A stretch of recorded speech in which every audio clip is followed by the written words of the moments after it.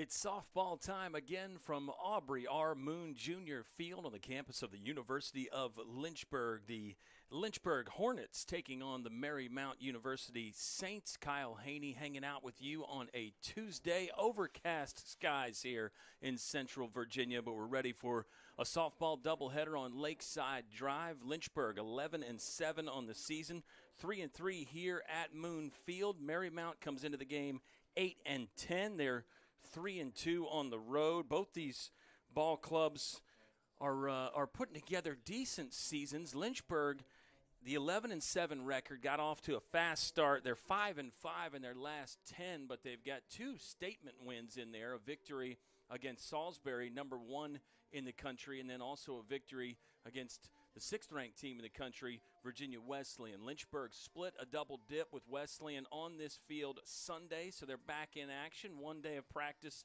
in between there, and in the circle to start game 1, Kaylee Dorsis. She's got great numbers on the season, comes in at 6-1, also a save in there. The ERA is just above 1. She hasn't started a game, actually, since a loss to Salisbury. That was back on March 22nd. So it's been a week or so without starting for Dorsis. She did pitch in the first game against Virginia Wesleyan on Sunday. That was a 5-0 loss. Hornets got a 6-3 win in the second game of the doubleheader. So here we go. We're set. It'll be Samantha Sidnati, the center fielder, leading off for Marymount. Sidnati followed up by Shannon Birch, Kaylin Johnson, Kaylee Atkins, Cameron Brown, Sarah Amig, Haley Leamer, Jacqueline Birch, and then Bailey Demuse rounding out the starting line, the batting order for Marymount. Ball 1 to begin things here. We've got a decent little crowd at Moon Field. There's some baseball going on campus as well, and spring sports just in full swing. So much to like about what's happening here with the Hornets athletic teams. And we can touch on some of that as the afternoon goes on here. It is a doubleheader, 2-7, so we'll have plenty of time to chat, and I'm sure we're going to see some great softball as well. This one put in play, second baseman going back, making the grab, hauled in there by Ruby Stewart at second base. One away there. Stewart getting just her second start of this season, so good to see her getting some action in the starting lineup. Ruby Stewart will play second and bat 7th for the University of Lynchburg today. Shannon Birch is the designated player for Marymount. She steps in there with great numbers this season and last year as well for Birch. She is hitting .318 on the year so far. 4 doubles and 6 homers. Leads the team in home runs. And this is a Marymount ball club that has hit 16 dingers on the year. So they can leave the yard. They've got some power numbers. There's 17 doubles in there as well. And if you compare that to Lynchburg, the Hornets have hit just 9 home runs so far this season. So that speaks to the damage that Marymount can do offensively. And if you can keep them in the yard, you probably have a chance to win the game.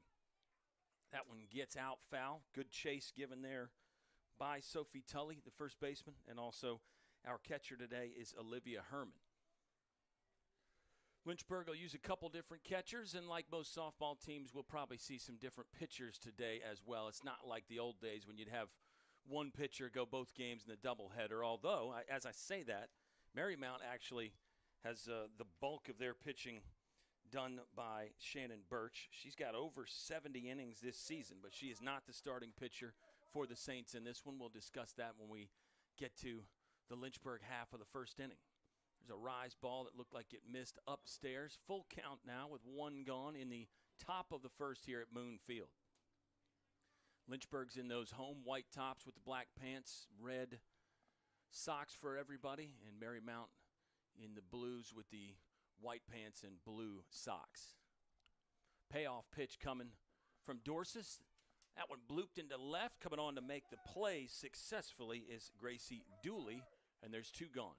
So a couple good defensive plays early for Lynchburg. Not highlight reel stuff, but good solid defensive plays on balls that went softly in the air. Those are ones as a coach you kind of hold your breath a little bit when they go up, because you know your infielder or your outfielder is going to have to cover some ground to get to it, but Lynchburg has done that successfully so far. This one belted and may not stay in the yard, just foul.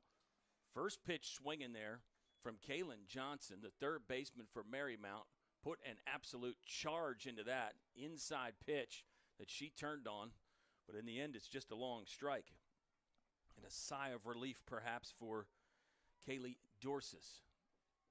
See what the pitch call is off of that. You know, you probably got her out front. Something off speed would be the conventional thought coming here. And, yeah, it was either drop ball or change up in the dirt that will be low for ball one. 1-1 the count, 2 gone. Power game already on display here, even though it was not a fair ball. This one ripped hard in the gap. Could be 2. It will get to the wall. Maybe a play at second. Throw comes in just a tad bit too late as it ends up being a 2-out double for Kaylin Johnson.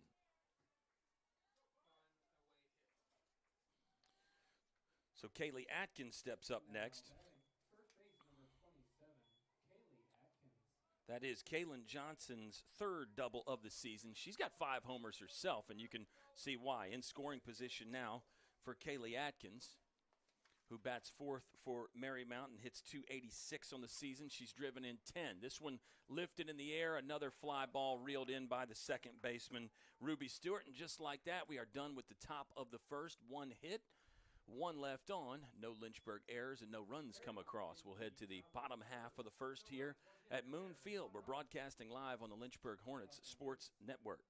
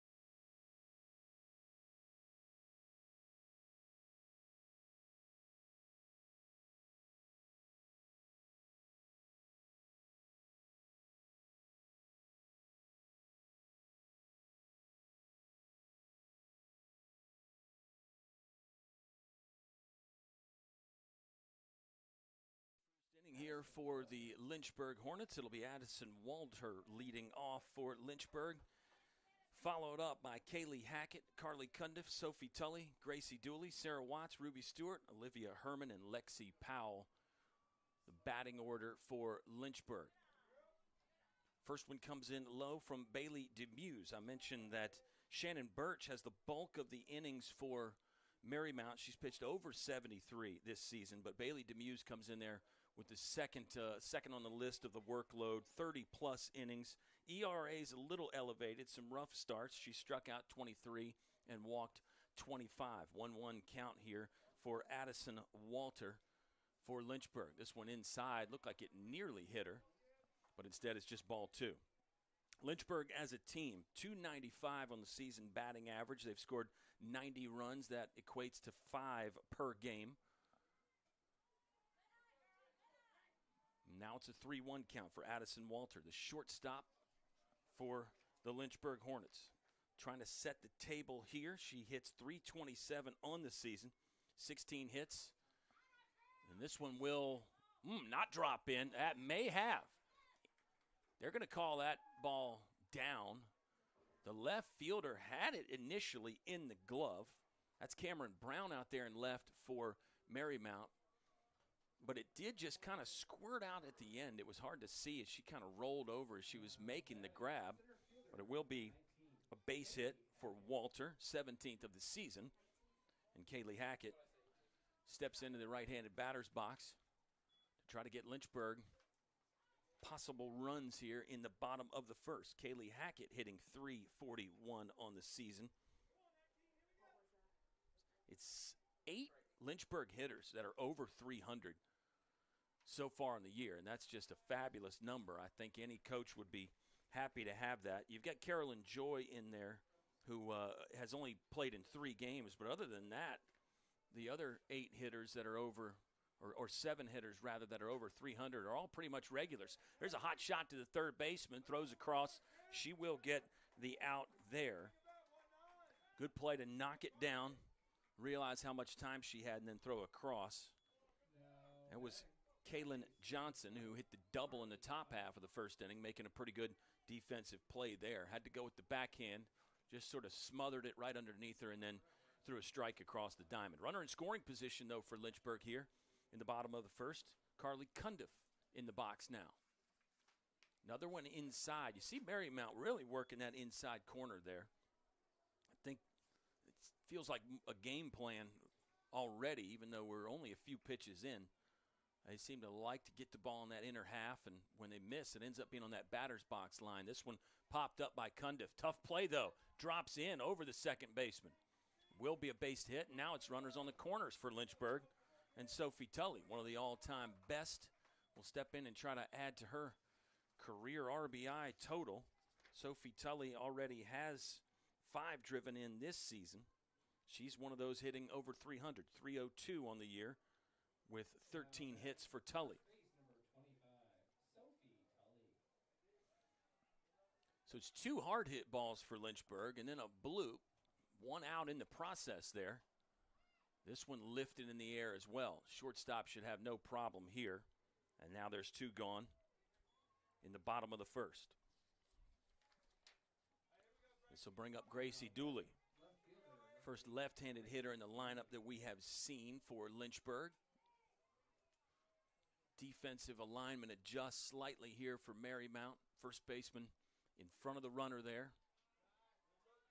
Center fielder swung over in that opposite field gap in left center. Now the center fielder is going to actually move over to right. That's a good way to tell possibly what pitch might be coming as well. You watch those infielders and outfielders move around.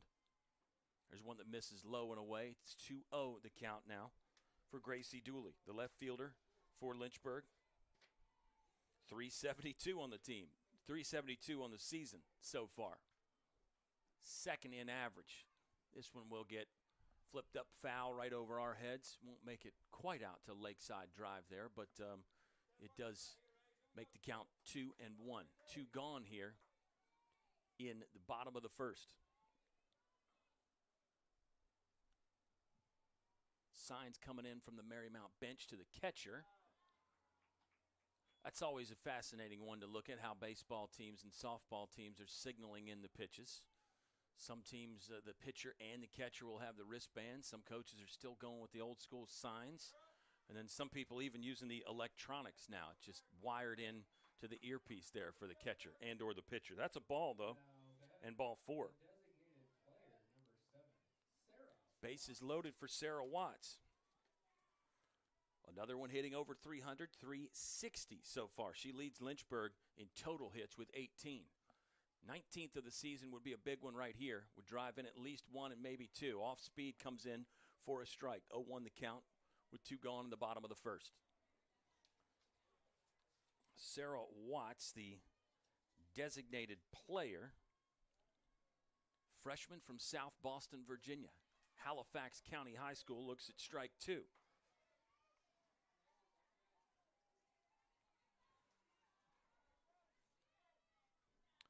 And if Bailey Demuse, the pitcher for Marymount, can get out of this one unscathed, I think you'd feel pretty good about it if you're a Saints fan or player or coach, considering it looked like Lynchburg might break the game open early. Demuse is just 1 good pitch away from getting in the dugout with the tie score. That one floats in up high. Another off-speed pitch there from Demuse. And now it's a 1-2 count on Sarah Watts, the freshman from Halifax County.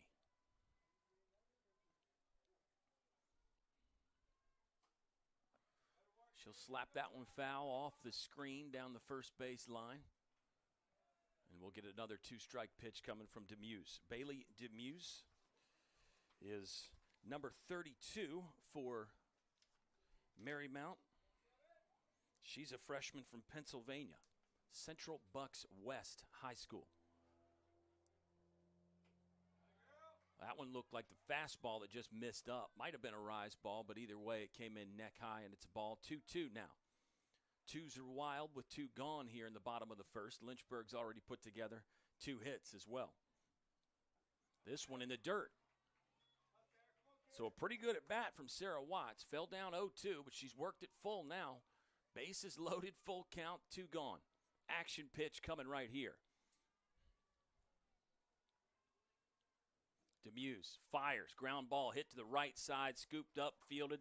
There's the play for out number 3, and Marymount does escape with no damage. 0-0 the score after a big inning from Lynchburg. Plates none. We head to the top of the second, tied up.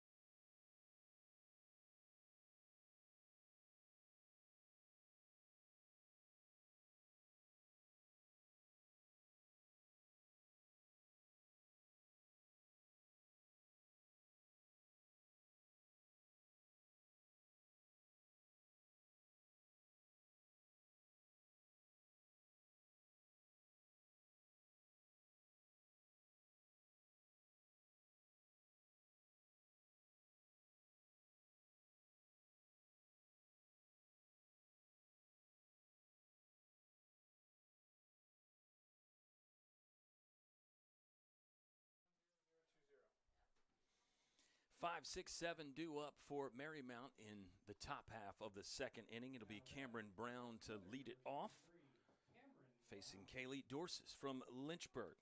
The numbers are fantastic this season for Dorsis. 1.06 the ERA. She's 6-1. There's a save in there as well. She started 5 games, 2 complete games. This looks like it's going to be 1 pitch, 1 out to begin inning number 2. That'll help Dorsis stay in the game for a long time right there. A simple pop-up to the third baseman. Sarah Emig in the game now, playing right field for Marymount. She hits .302 on the season in 18 games played. 1 homer, 1 double. And she looks at ball 1.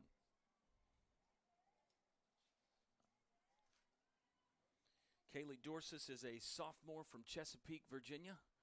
She fires the second pitch in there, also a ball. You see the velocity from Dorsis. She can really wind it up and sling it, and then the off-speed pitches to go with it as well. She had a good freshman season.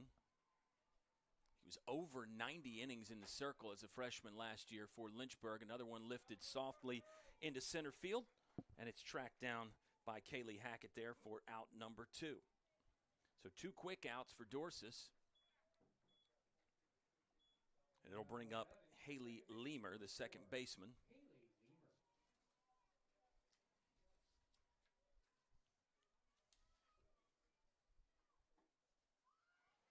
Fastball missed inside there for Dorsis, who I mentioned has not started a game since, I believe it was March 22nd, so not that long ago. I think I made it seem like it was a long time ago. It was last Wednesday. It was a week ago tomorrow.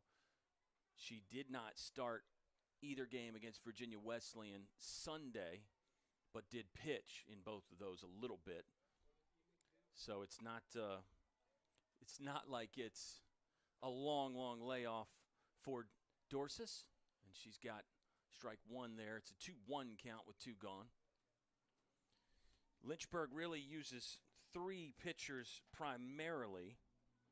Emily Charlton, 35 innings. That leads the team. Dorsis has 33 innings.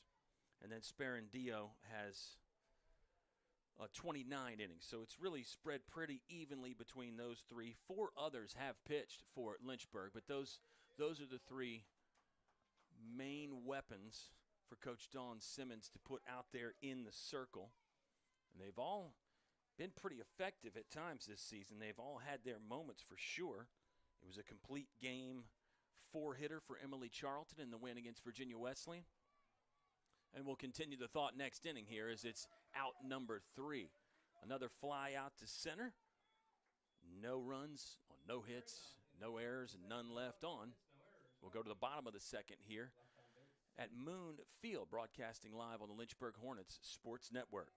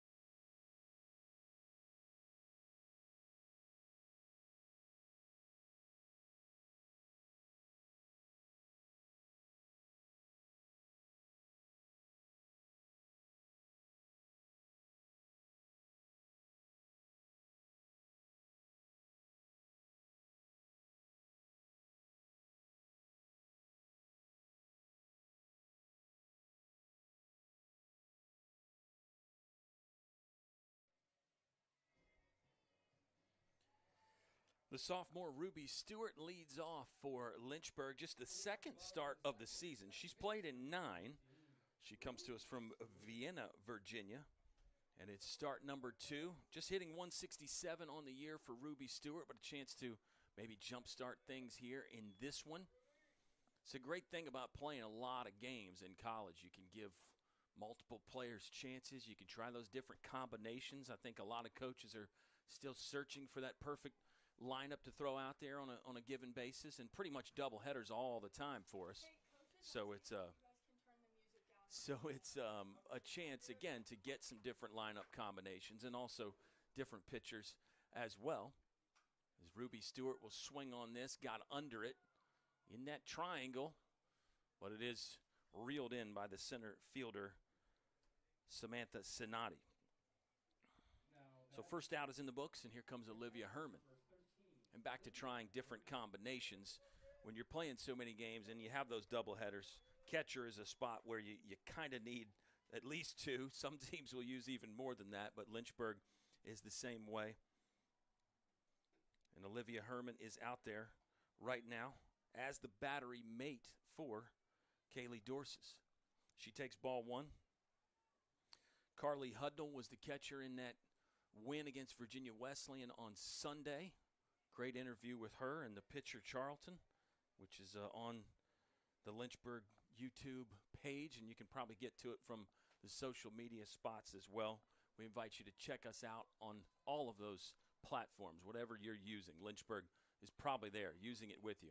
So if you're a sports fan, you got to get plugged in. Swing and miss there from Olivia Herman. And we'll welcome all the Marymount fans to the broadcast as well. They got an interesting roster as far as geography goes. They've got some players from quite a few different places. Watch out.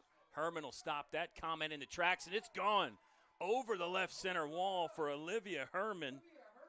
Just jumped on a fastball that seemed to just kind of float up and in. She turns on it and parks it. Run number 1 on the board for Lynchburg. It is the 3rd hit of the day so far. But the first run comes across there for Olivia Herman. First homer of the season, and she'll get greeted by joyful teammates as she has to force her way back in the dugout through the crowd over there. Awesome stuff from Olivia Herman. That is Herman's 3rd career homer. Went yard once last year and then once back in her freshman season. Here's a ball that will float over the shortstop's head. Tough one there. Got turned around, but finally pulled in. For out number 2. Lexi Powell pops out to the shortstop there.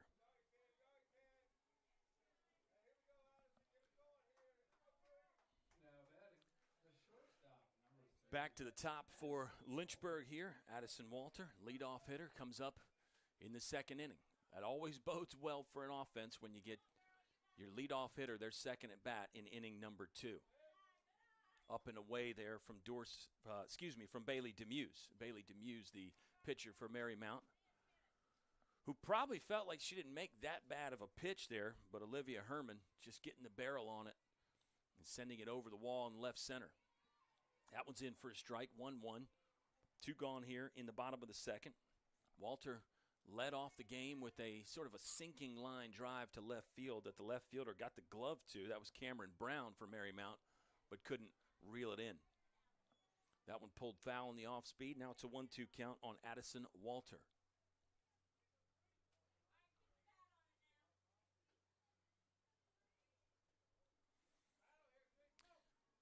Seen some infielders and outfielders struggle a little bit. It is a windy day here at Moonfield. It's been a windy spring in Central Virginia all the way around. It seems like we're always talking about the wind, but it can play tricks on that ball when it goes in the air, and we've got the little wind tunnel down here at Moonfield.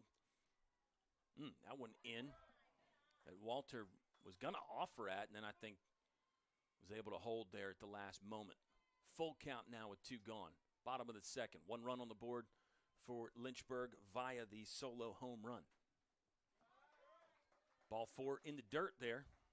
And now maybe a chance for some 2-out rallying for the Hornet offense. Kaylee Hackett steps up for her second at bat, hitting .341 on the season. She grounded out to the third baseman in her first plate appearance. Swung on, and the third baseman's going to get another chance. This one airborne, and it is out number 3, but Lynchburg is on the board, 1-0. Solo homer from Olivia Herman, and we'll head to the top of the third with Lynchburg leading 1-0 over Marymount.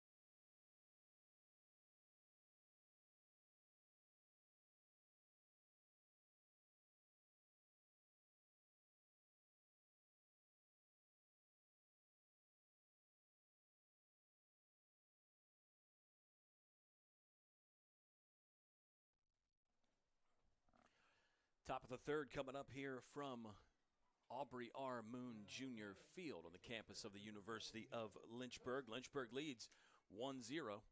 Solo homer from Olivia Herman, the catcher. She's back in there as the battery mate with Kaylee Dorsis, one of those 3 main pitchers for Lynchburg. We were going to get into some of those stats, but another quick out. Dorsis keeps pitching like this. You won't have time for any long-winded stories at all. And Marymount swinging early in the count as well, so they're creating some of that. But you got a game plan going in, obviously, if you're Marymount. You know Dorsis is in the zone, typically. The control this year, outstanding for Dorsis. 32 strikeouts to just 6 walks. So even if you haven't watched any video or done any deep scouting for Marymount, you can just see that stat right away. You're going to look at that and say, okay, she's got great control. She has hit 2 batters on the season, but that's not really significant either. So I think the game plan for Marymount early, going up there, swinging a bat, you're expecting balls to be in the zone, and they have been. Just haven't really been able to do much with it outside of the 1 hit. That was the double, but there's hit number 2, as that one just bounces through the hole by the pitcher, Bailey Demuse. So she's aboard with 1 away. The top of the lineup back around for Marymount. Now batting, center field, number 19, Samantha Sonati, her second at bat. She popped out to the second baseman in her first plate appearance as Marymount looks to get cranked up here. They come in hitting .289 as a team. Talked about the 16 homers. That's pretty impressive. 17 doubles as well. And they are actually scoring a little bit per game, a little bit less than Lynchburg. 85 runs in the season. That equates to 4.72 per game. And that's always one of those, that's a common stat in basketball. You always talk about, hey, they score this much and they give this much up. But in baseball and softball, you really don't talk about the per game scoring numbers that much. You get the batting averages and all that, but runs is obviously what wins you the game. Run differential. Now we're getting deep here. We'll get some run differential stats before this day is over. The LHSN research department is on it, which is basically just the four of us up here in the press box. But we're going to get on it and figure out the run differential. And then it's always interesting when you start getting into wins and losses. I think Lynchburg just averages 2 runs in their 7 losses this season, but in the wins, it's up to like 7 or 8 runs, which makes perfect sense, really. You're obviously going to score. Well, maybe it's not obvious. I guess you could have a low-scoring loss. Lynchburg does have a couple games like that this year. They've lost a couple games 1-0 this season, where they didn't give up much at all. And then they've had some high-scoring affairs as well for Lynchburg, coached by Dawn Simmons in her 24th season. She is the winningest coach in ODAC history. It's 30 wins or more in 12 of the last 17 seasons. And she hasn't had a losing season since 1999. Most of the players, I guess if not all the players on Lynchburg's team right now, were not even born the last time Dawn Simmons coached a team with a losing record. That tells you what kind of career she's had here on campus at the University of Lynchburg. Long at bat, we had the mound visit there from Olivia Herman with Kaylee Dorsis as we discuss run differential and so many other fun things. It's a full count here with 1 out. The batter is the leadoff hitter, Samantha Sonati, center fielder for Marymount. Bailey Demuse, the pitcher for the Saints, is on. She hit a single, and here comes back-to-back singles. That one on the nose there from Sonati. Good piece of hitting to drive that right up the middle by the outstretched glove of the shortstop. So now it might be rally time for Marymount. Shannon Birch is up, and she hits .318 on the season with 6 of those home runs. Again, you gotta keep Marymount in the ballpark if you're Lynchburg. That has to be part of the game plan. You know they get a lot of runs with the homer and just extra base hits in general. 17 doubles in there. Birch takes strike 1. Corners are in for Lynchburg. Outfield is slightly shaded to pull, but mostly straight up. This one misses high from Dorsis, who is facing a stiff test here in the top of the 3rd inning. Dorsis gave up the double in the 1st inning. 3 up, 3 down in the top of the 2nd. But now back-to-back singles after retiring the first batter here in the top of the 3rd. Marymount is very much in business. This one's sliced down the right field line. It will be well foul. 1-2 now with 1 gone.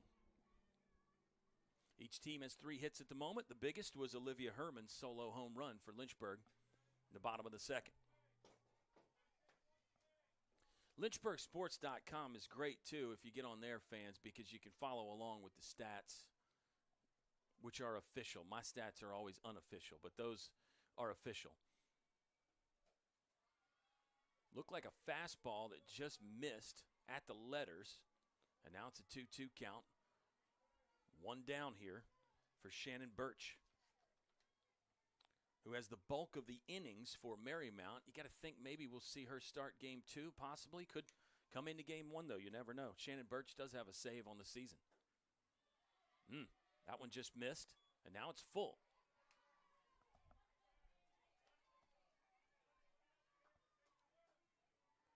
(3-2), 1 out, top 3rd. Lynchburg leads 1-0, but Marymount with their best offensive opportunity of the afternoon so far. Birch will swing on that one and knock it foul. We'll try it again here in just a moment.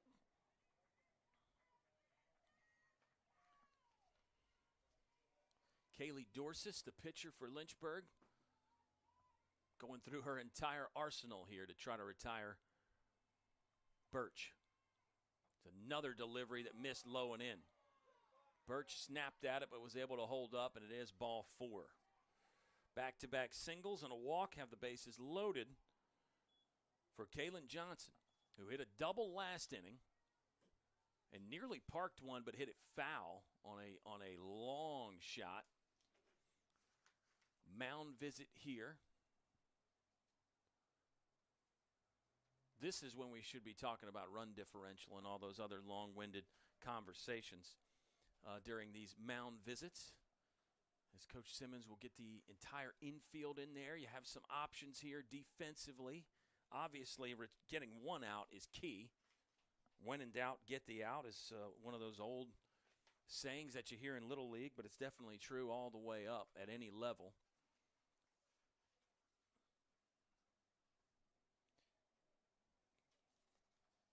Caitlin Johnson with the double. She is from Alexandria, Virginia. This roster, again, for Marymount, a lot of Virginia on the team, a lot of Maryland on the team, but then you start digging deeper, and you got some players from Delaware, Connecticut, Pennsylvania, even Haley Leamer from Washington, the state of Washington, not the District of Columbia, Washington State.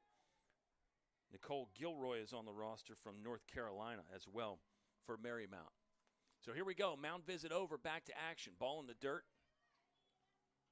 Kaylin Johnson takes that first one here. 1-0 the count for a player who's already got the extra base hit in the game. Kaylin Johnson leading Marymount, 443 on the season. 5 dingers and now 3 doubles. She's driven in 19. That's in 18 games. Take strike 1 there. 1-1 the count now. Like the mound visit, though, you can remind the infield the situations, and you can talk about the game plan there with Dorsis and the catcher Olivia Herman. Hey, what do we want to do? This is what she hit last time. This is what we've seen on tape, etc., all those different things. You don't want to overload the information, but a really well-placed timeout right there essentially is what that is for Lynchburg defensively. 2-1 the count on Johnson, hitting third in the order for Marymount. She'll drive this one into right. What a play. What a grab there, and maybe a chance at a double play. Oh, that is outstanding stuff in right field by Lexi Powell. It was hit well by Kaylin Johnson. Powell got a great jump on it, great read, threw the glove out at the last moment. That is fantastic stuff right there. Lexi Powell with a run-saving grab, probably saves 2 runs, and maybe even 3, depending on how it pinballs off the wall out there. Fisted to second base, and this inning is going to be done. What a performance there by Lynchburg to get out of Dodge without surrendering any runs. It ends up being 2 hits, but 3 left on for Marymount. No Lynchburg errors and a fine defensive play from Lexi Powell there to keep the shutout intact. We'll head to the bottom of the third. Hornets lead 1-0.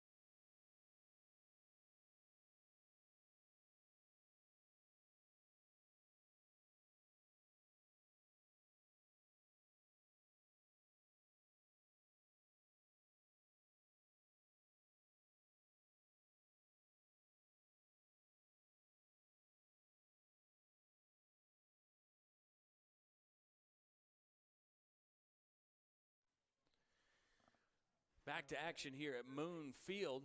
It has already been an exciting day. The solo home run from Olivia Herman has Lynchburg with the 1-0 lead. Shutout preserved there by the speedy Lexi Powell in right field to run down a line shot with the bases loaded.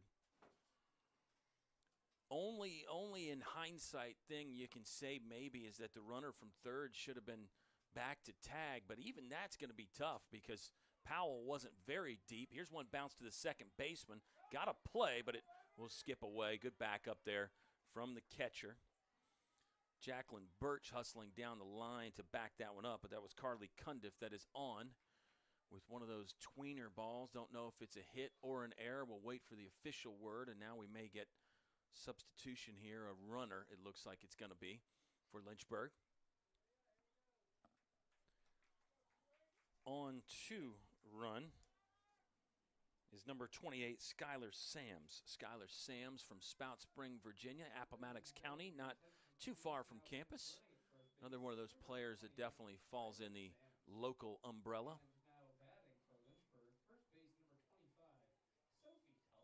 So Skylar Sams is on to run for Carly Cundiff. Cundiff, it'll be single number 2 on the day. So 2 for 2 already. Sophie Tully up. She'll show the bunt, try to get it down.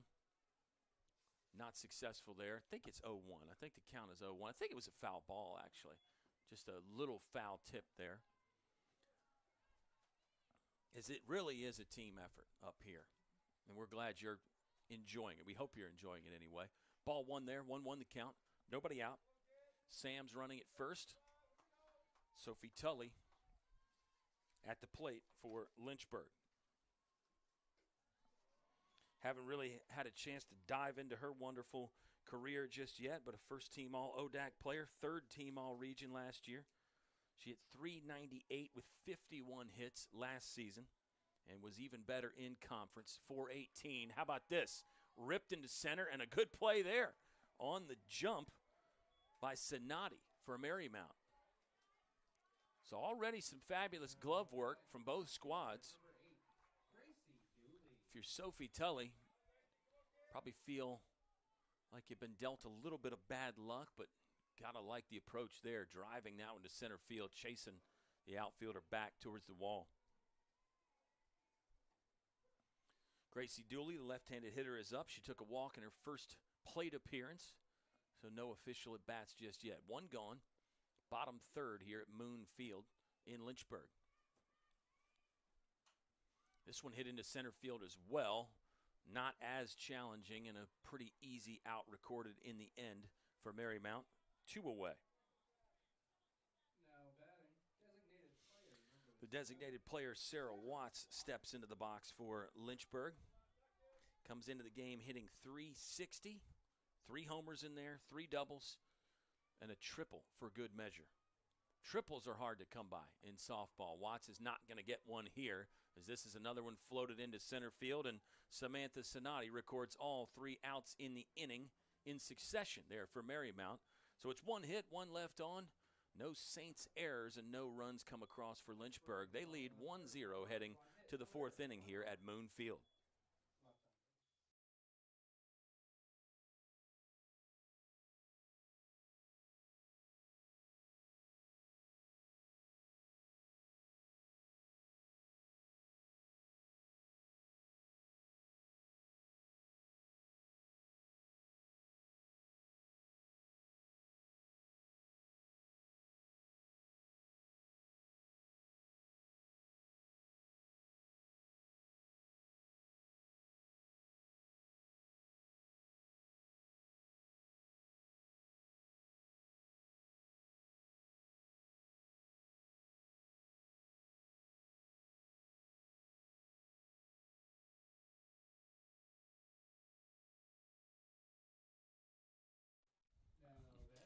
Fourth inning set to begin here from Moon Field on the campus of the University of Lynchburg.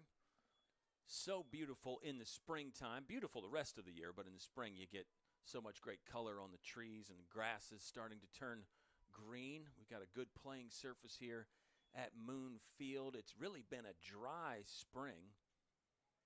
We did have a little rain over the weekend, but things are very green here at Moon Field, and the dirt is behaving the way it's supposed to. Baseball and softball coaches are just fanatical about dirt, fans. They're so interested in it, and it needs to behave the proper way so the teams can do what they want to do in practice and in the games and all those fun things. 2-0 count here on Cameron Brown. And it makes sense. As a softball coach, you spend so much time out there on the dirt that you almost become an expert in a thing that is not interesting to most people, but it is interesting to softball coaches. F9 in the books, 1 gone. Sarah Amig up for Marymount. She flew out to center in her first at bat. Kaylee Dorsis still in the circle for Lynchburg. She's given up 3 hits. Best scoring chance for Marymount came in last inning, but left the bases loaded. 4 left on total for Marymount in this one through 3 1/3. Lynchburg softball will be back in action at home. Hold that thought as this ball may stay in play for Tully. Great effort over there to try to track that down. Hit the dugout area. And it is strike 1, but Tully with she kind of slow getting off the fence there, but I think she's fine. Maybe frustrated that she didn't pull that one in, that little soft floating foul ball from Sarah Amick. 1-1 count with 1 gone. This one floated into left, over the left fielder's head. Gracie Dooley had the glove out.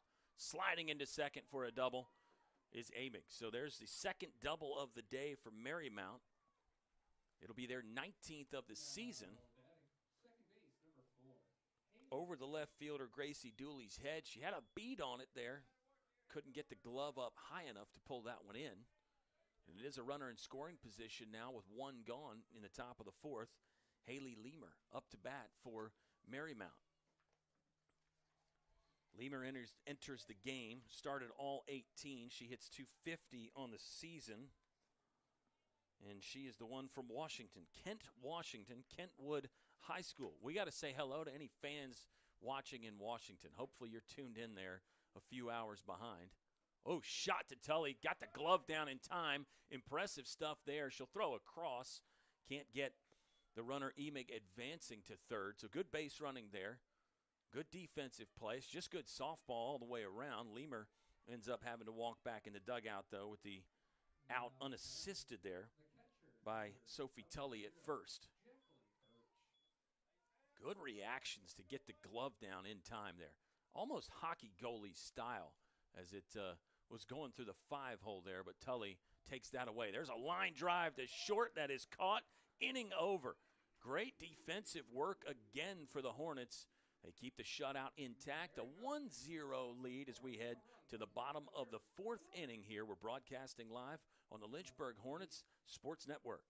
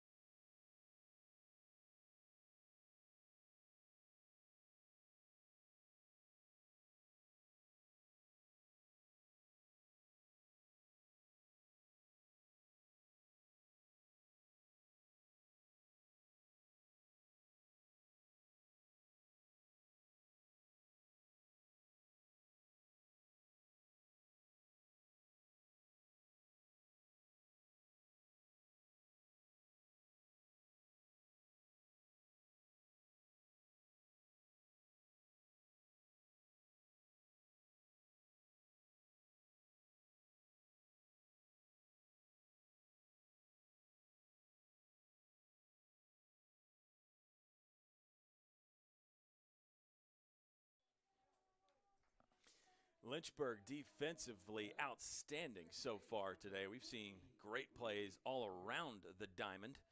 And Kaylee Dorsis is the beneficiary, the pitcher for Lynchburg. Hornets are in action again Saturday, April 1st. It'll be a doubleheader against Guilford at Moon Field. I think it's like 7 games in a row at home for Lynchburg. 6 or 7 maybe. Probably 8 actually now that I think about it, because they're all going to be doubleheaders fans. Here's a fly ball to right field. It'll get pulled in. Out number 1. It'll be a 1:30 first pitch Saturday against Guilford for Lynchburg. ODAC conference game there, and then they'll turn around Sunday and head to Ferrum to take on the Panthers in another ODAC game. And then April 5th, we're back here at home. Crosstown rival, Randolph, coming to town. Well, I guess you can't really say coming to town when they're already in town. But anyway, it's a busy schedule for Lynchburg. It's a busy schedule. That was my point. And how about Olivia Herman? She has been quite busy offensively for Lynchburg. She's got her second hit of the day. Homered in her first at bat, now on board with the single. Great stuff from Olivia Herman. Lexi Powell up. She was one that was included in that defensive skills parade that the Hornets have been showing so far. Shows bunt and then has to take evasive action as that one comes in up and in. She'll dust herself off and try to regain the composure. It looks like a smile from Coach Simmons down there in the third base coach's box, and now she gives her the hit signal there. But who knows? The bunt could still be on for Lexi Powell. In fact, it is. She'll pop it down to the first base line. Bang, bang play coming here. Safe at first. Powell was full speed right out of the box. First baseman Kaylee Atkins had to come down quickly to try to make the play.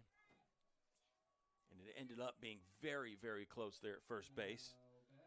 And call it back-to-back singles for Lynchburg now. Sixth hit of the ball game. We're in the bottom of the fourth. Lynchburg hits .295 as a team. Offensively, we knew they were capable of this kind of explosion here. The base hit here probably drives in one. 1-0 the count on Addison Walter. Third at bat of the game here for the leadoff hitter. Third plate appearance, I should say. She is 1 for 1 with a walk in there. But it is the third time that Walter has stepped to the plate. All those little quirky things about softball, the walk and the hit by pitch, don't count as an at bat. So that one in for a low strike. Good job on the frame, the presentation there from 00 Jacqueline Birch for Marymount. Did a nice job keeping the glove low and then getting that low pitch and giving the umpire a nice long look at it there. 3-1 though, as that one's in the dirt before it gets to Birch's glove. Bailey Demuse, the pitcher for Marymount, has for the most part avoided major damage of her own. That one misses outside. Birch did her best to frame it, but instead it's ball 4. Second walk of the day for Addison Walter. It is the third that Demuse has issued, and now a conversation at the mound by the Marymount battery and also the infield there. Bailey Demuse has walked more than she struck out this season. That'll be walk number 28 on the year for Demuse. She's only struck out 23, and that doesn't necessarily tell the whole story about the control, but it does give you some indication. ERA is 9.13. She is 1-5 on the season in 7 starts. Demuse is ready to deal here with the bases loaded. That one's in for a strike at the knee. 0-1 the count. Infield is in for Marymount all the way around. Outfield is normal depth, pretty much straight up, although the left fielder shaded slightly to the line from our perspective here in the press box. The makeshift press box here at Moon Field. We're already in the renovation phases for what's going to be a really great project here at Moon Field. When they get done with this renovation, fans, it's going to be one of the best facilities around. Oh, change up there. Got her out front, out at home. Nice play. Beat the throw down to first. That was Hackett, who just capped that one off the end of the bat, and a good job to go to home to get the lead runner. And now there's 2 outs. It was Bailey Demuse that made a good pitch and got the slow roller right back to her and on target to the catcher Birch for the first one. Couldn't get the double play, but 2 outs. They got the big one at home there. Swing and foul back from Carly Cundiff. Carly Cundiff is 2 for 2 on the day with 2 singles. In Lynchburg, you feel like offensively, they're starting to get rolling at exactly the right time. They've been shut out a couple of times this season. But that's against really good quality opposition. Teams like Salisbury and Virginia Wesleyan have shut out Lynchburg. But to the Hornets' credit, they've also got wins against those two ranked ball clubs as well. Some statement kind of wins there and some wins that make you feel good about a possible playoff run, possible ODAC championship kind of a run for Lynchburg. We're a long way away from that. But I think as a fan, you get into late March and early April, you start thinking about those things sometimes. 2-1 the count on Carly Cundiff. That one in, nearly hit her. Kind of had to use the dance step to get out of the way of it. And now it's a 3-1 count for Cundiff. 2 for 2 already so far. Olivia Herman's got the only run scored in RBI for Lynchburg. That was the solo homer. Swing and a miss from Cundiff, and now we'll get the full count with 2 out situation. The old payoff pitch coming up here from Bailey Demuse. It'll be another one if she can escape this. Just Houdini-like out there for Demuse. Let's see if it happens. Ground ball roped foul. Demuse has really done a nice job, as I said, of avoiding major damage. The only run given up, the homer from Olivia Herman. That came in the bottom of the second inning for Lynchburg. They had the bases loaded last inning, and the bases loaded in the first.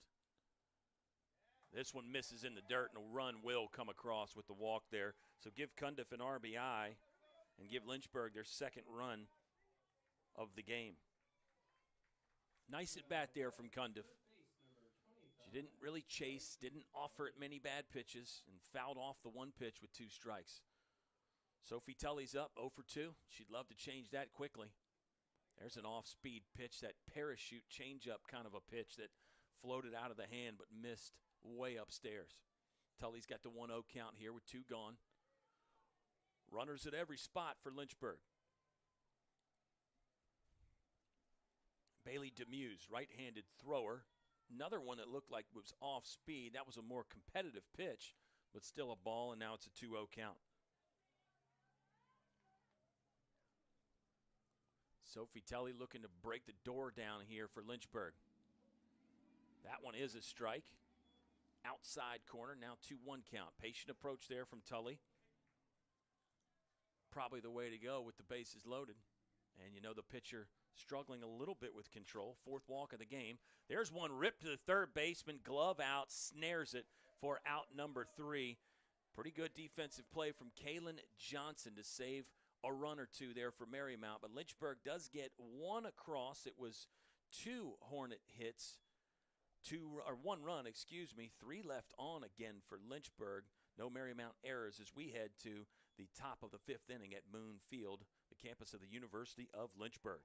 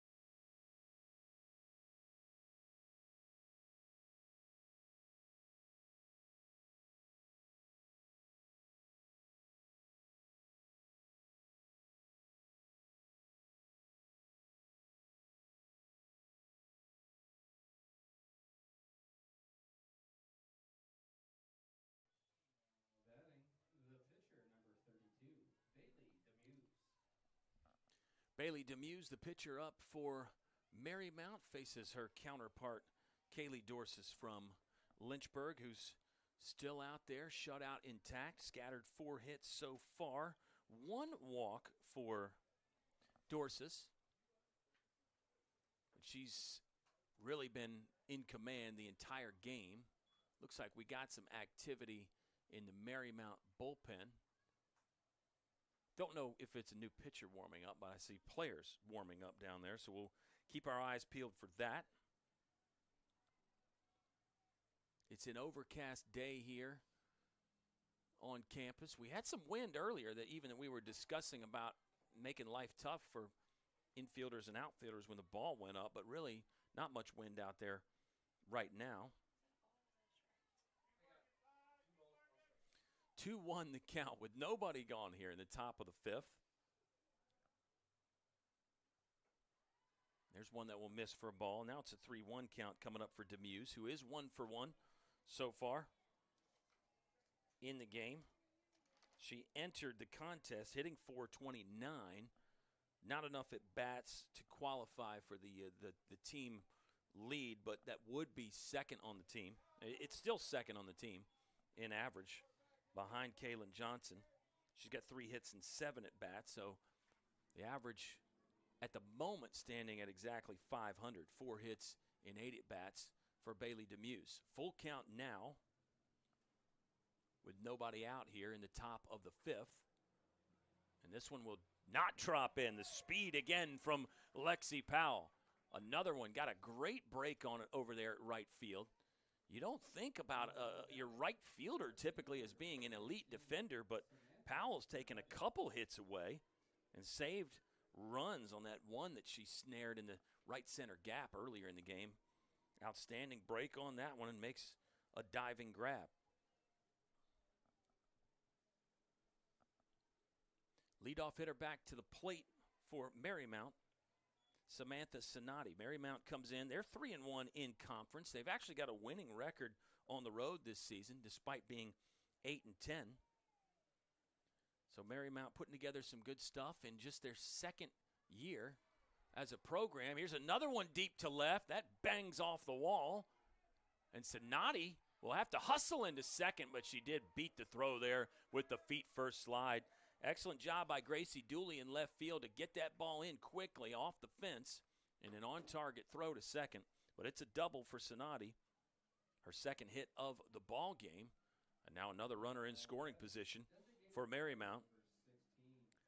They are 0 for 5 so far today with runners in scoring position. 0 for 5 today, Marymount. And that is an official stat. I pulled that off the website, fans. That's why I said you got to go there. But that speaks to, hold that thought here, ground ball to third. Good long look at the runner and then throw across for the out by Carly Cundiff. Textbook stuff there from Cundiff, going glove side and then throwing to first base for the out. So make it 0 for 6 now with runners in scoring position for Marymount. That speaks to the job that the pitcher in the circle for Lynchburg, Kaylee Dorsis, has done today. She has scattered those 5 hits, and she's walked 1. But great stuff, maybe even pitching a little bit better with runners in scoring position. Maybe just tightening the focus just a little bit. Had that really well-timed mound visit Lynchburg did when the bases were loaded earlier in the game. And they escaped that one. That was top of the third. There was multiple hits in that inning, but Lynchburg got out of it with the shutout intact. Again, can't say enough about really a perfectly placed timeout. That's another one that you talk about in basketball, the coach knowing when to use the timeout and what to say. But I think same concept on the diamond for softball applies. And if anybody knows what to say, it's Coach Dawn Simmons, who's been doing this for a long time now and got a bunch of wins under her belt. This one ripped foul. Coach Simmons has got so many wins it becomes hard to total it up. You start doing the numbers, and you're worried that you may have screwed something up. I've got 646 career wins for Coach Simmons, which is mind-boggling. 1-2 the count here with 2 gone as we talk about coaching legends on campus here at Lynchburg, and there's a few to choose from. There's a fastball away that will get fouled away by Kaylin Johnson.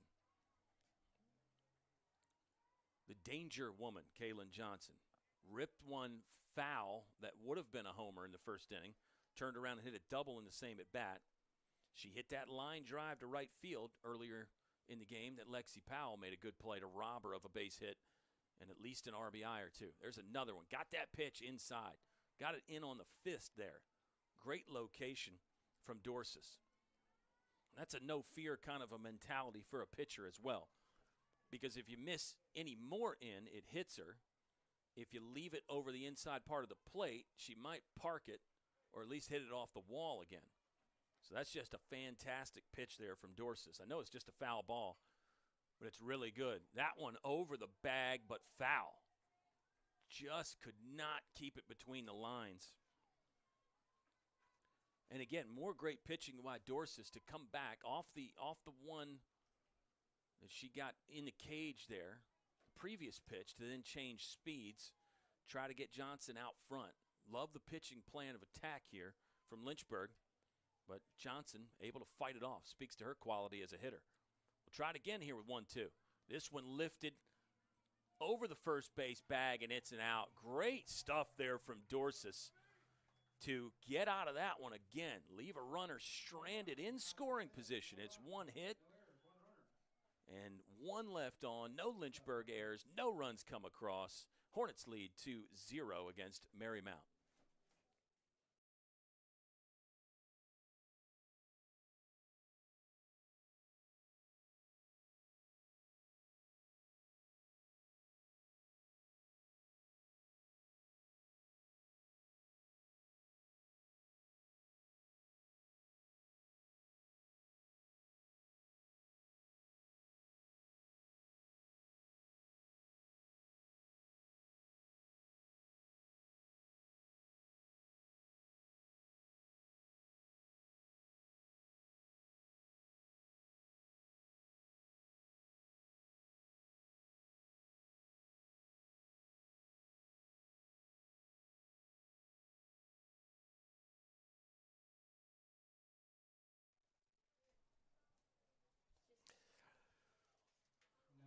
Bottom of the fifth inning here as the Hornets will step to the plate again. Gracie Dooley, the left fielder, is 0 for 1 with a walk in there. And we got confirmation for Coach Dawn Simmons. The career win total is at 677.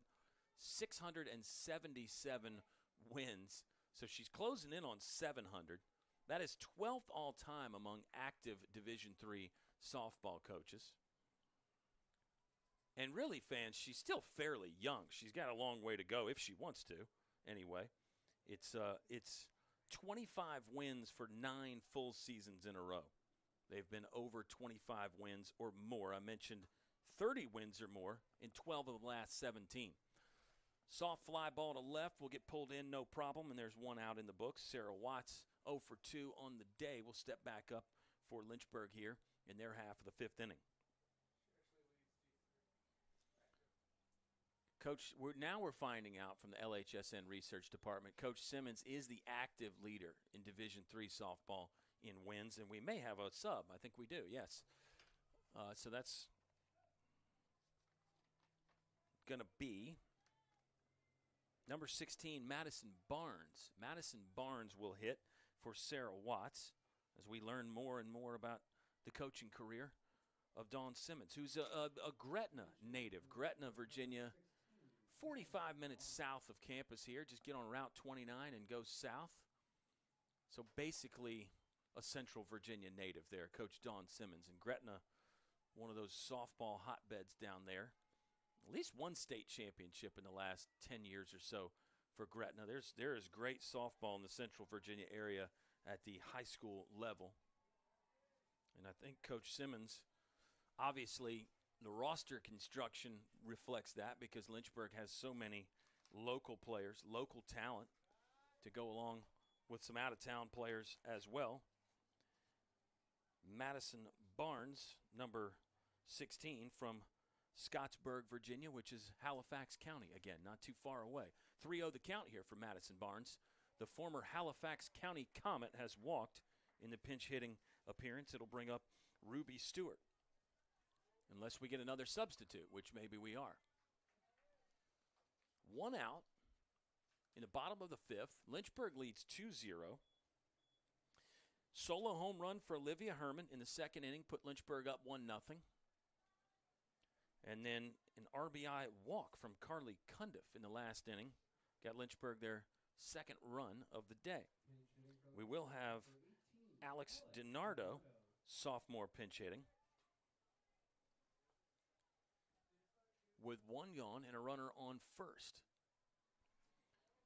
DiNardo from Moseley, Virginia, Cosby High School, so not really local, but a Virginia product nonetheless here for Coach Dawn Simmons, who using some options off the bench, some different reinforcements coming in here to give Marymount a different look.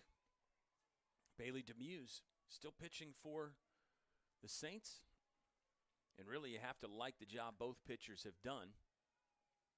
Defensively, you have to like the things that have happened. There's one shot back up the middle. That got Demuse. Still maybe a play at first. Out there as DiNardo thought she beat it. We're going to go out and have a look at Demuse. She does have the mask on like most pitchers nowadays. And the training staff will just have a check as well. 2 down now after the snap throw to first there to get DiNardo. It does move Madison Barnes to second in scoring position now for Olivia Herman, who is 2 for 2 with a homer and a single. And a chance to add to it here in the bottom of the 5th. Yeah, Coach Simmons, ODAC Coach of the Year in 2022, last season. It was 26-19 last year for Lynchburg, 11-7 this year, 1-1 in the ODAC after the opening weekend of play against Virginia Wesleyan. It'll be 4 ODAC games coming up this weekend for Lynchburg, 2 at home against Guilford, 2 on the road Sunday against Ferrum, and now a conversation with the umpires. Don't know if it's about the play at first. Well, the runner's hanging out there at first, so maybe it is about the play at first. We thought we had an out there on the ricochet off the pitcher, Demuse. Yeah, they're changing the call. Wow, they changed the call. It'll be just 1 out now. It'll be runners on first and second for Olivia Herman. And that's why you do all your stat keeping in pencil right there for those reasons. So a pinch hit single for Alex DiNardo. Now she's out for a pinch runner. And now the Marymount coaching staff wants to have a discussion. Paige Newsman is the only head coach in program history. She was a fantastic player at Salisbury. She owns a lot of career records for the Seagulls. And she's coached at some other spots as an assistant. Now she'll plead her case to the umpire as we get more time to hang out with you here on the Lynchburg Hornets Sports Network. There is 1 out, bottom of the 5th. Lynchburg would be looking for win number 12 of the season. They're 3-3 at home. They did win their last game against Virginia Wesleyan. That was game 2 of the doubleheader on Sunday. Lynchburg's 2-3 in their last 5, 10-10, or excuse me, 5-5 in the last 10. Got off to a great start.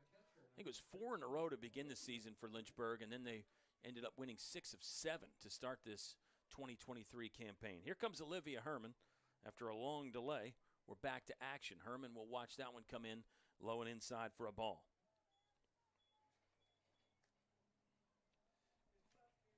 Olivia Herman is a grad student from Westminster, Maryland. She'll pull this one foul. A lot of grad students on rosters this season, and all that is because of the COVID-19 pandemic a few years ago. Folks getting an extra year of eligibility if they wanted it. You'll probably see that again next year, and then you'll start to see less and less of it. Not that you couldn't be a grad student and still play. That could always happen. But seeing it more and more because of that extra year. There's a ball that will get by the catcher, Jacqueline Birch. Our first ball that we've seen hit the backstop today. 2-1 count now on Olivia Herman. Now we're going to get more discussion. It might be a pitching change for Marymount. Yeah, the first baseman, Kaylee Atkins, looked like she went in and gave the first baseman's mitt up, and now she'll take the ball. That is Kaylee Atkins, I believe, that's going to walk in the circle. So Bailey Demuse's day is done here. Officially, it'll be 4 1/3 for Demuse. should say her game is done. We do have the doubleheader. Wouldn't be shocked to see Demuse again at some point. But this will bring on Kaylee Atkins, number 27, will pitch for Marymount. And she'll have to enter with a 2-1 count and 1 away. Kaylee Atkins has thrown 15 2/3 innings this season. She's got a 1-1 record. She has pitched 9 times, 1 start in there. And she has the 3rd most innings on the team for the Saints behind Birch and Demuse. So officially it's, again, 4 1/3 for Demuse. Surrendered 7 hits, 2 runs. Believe they were both earned. They were. And walked 4. But really did a nice job pitching around major damage.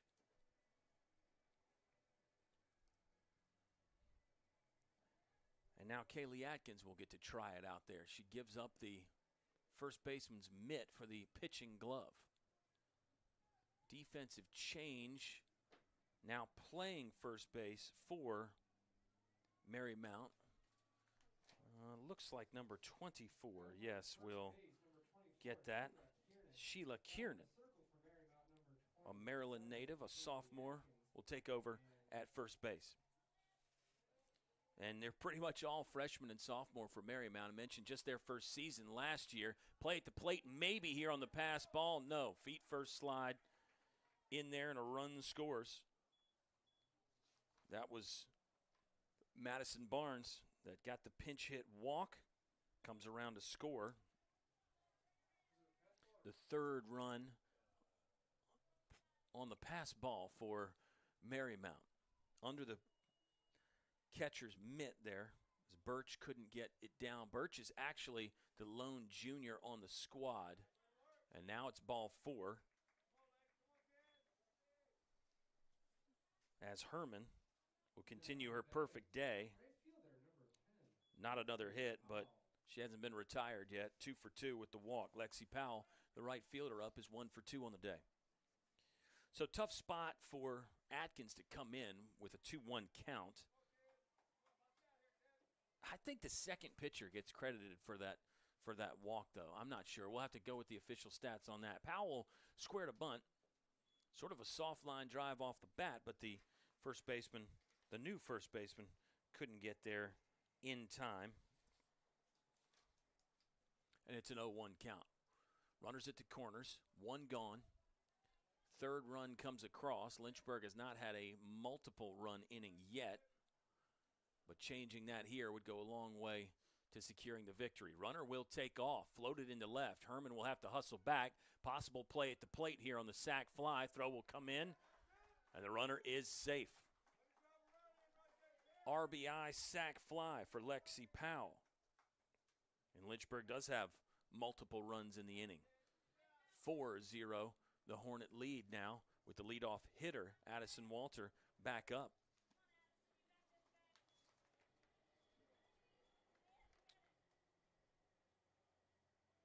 It was Alex DiNardo that came in to score on the sac fly. Remember, she hit that ball back up the middle and then was able to get on. Comes around to score. Birch just kind of juggled that one, but the runner can't advance. It is strike 1. Olivia Herman on first base right now for Lynchburg. They lead 4-0.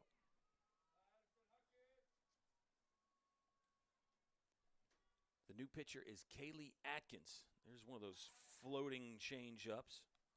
That is a ball, 1-1 the count.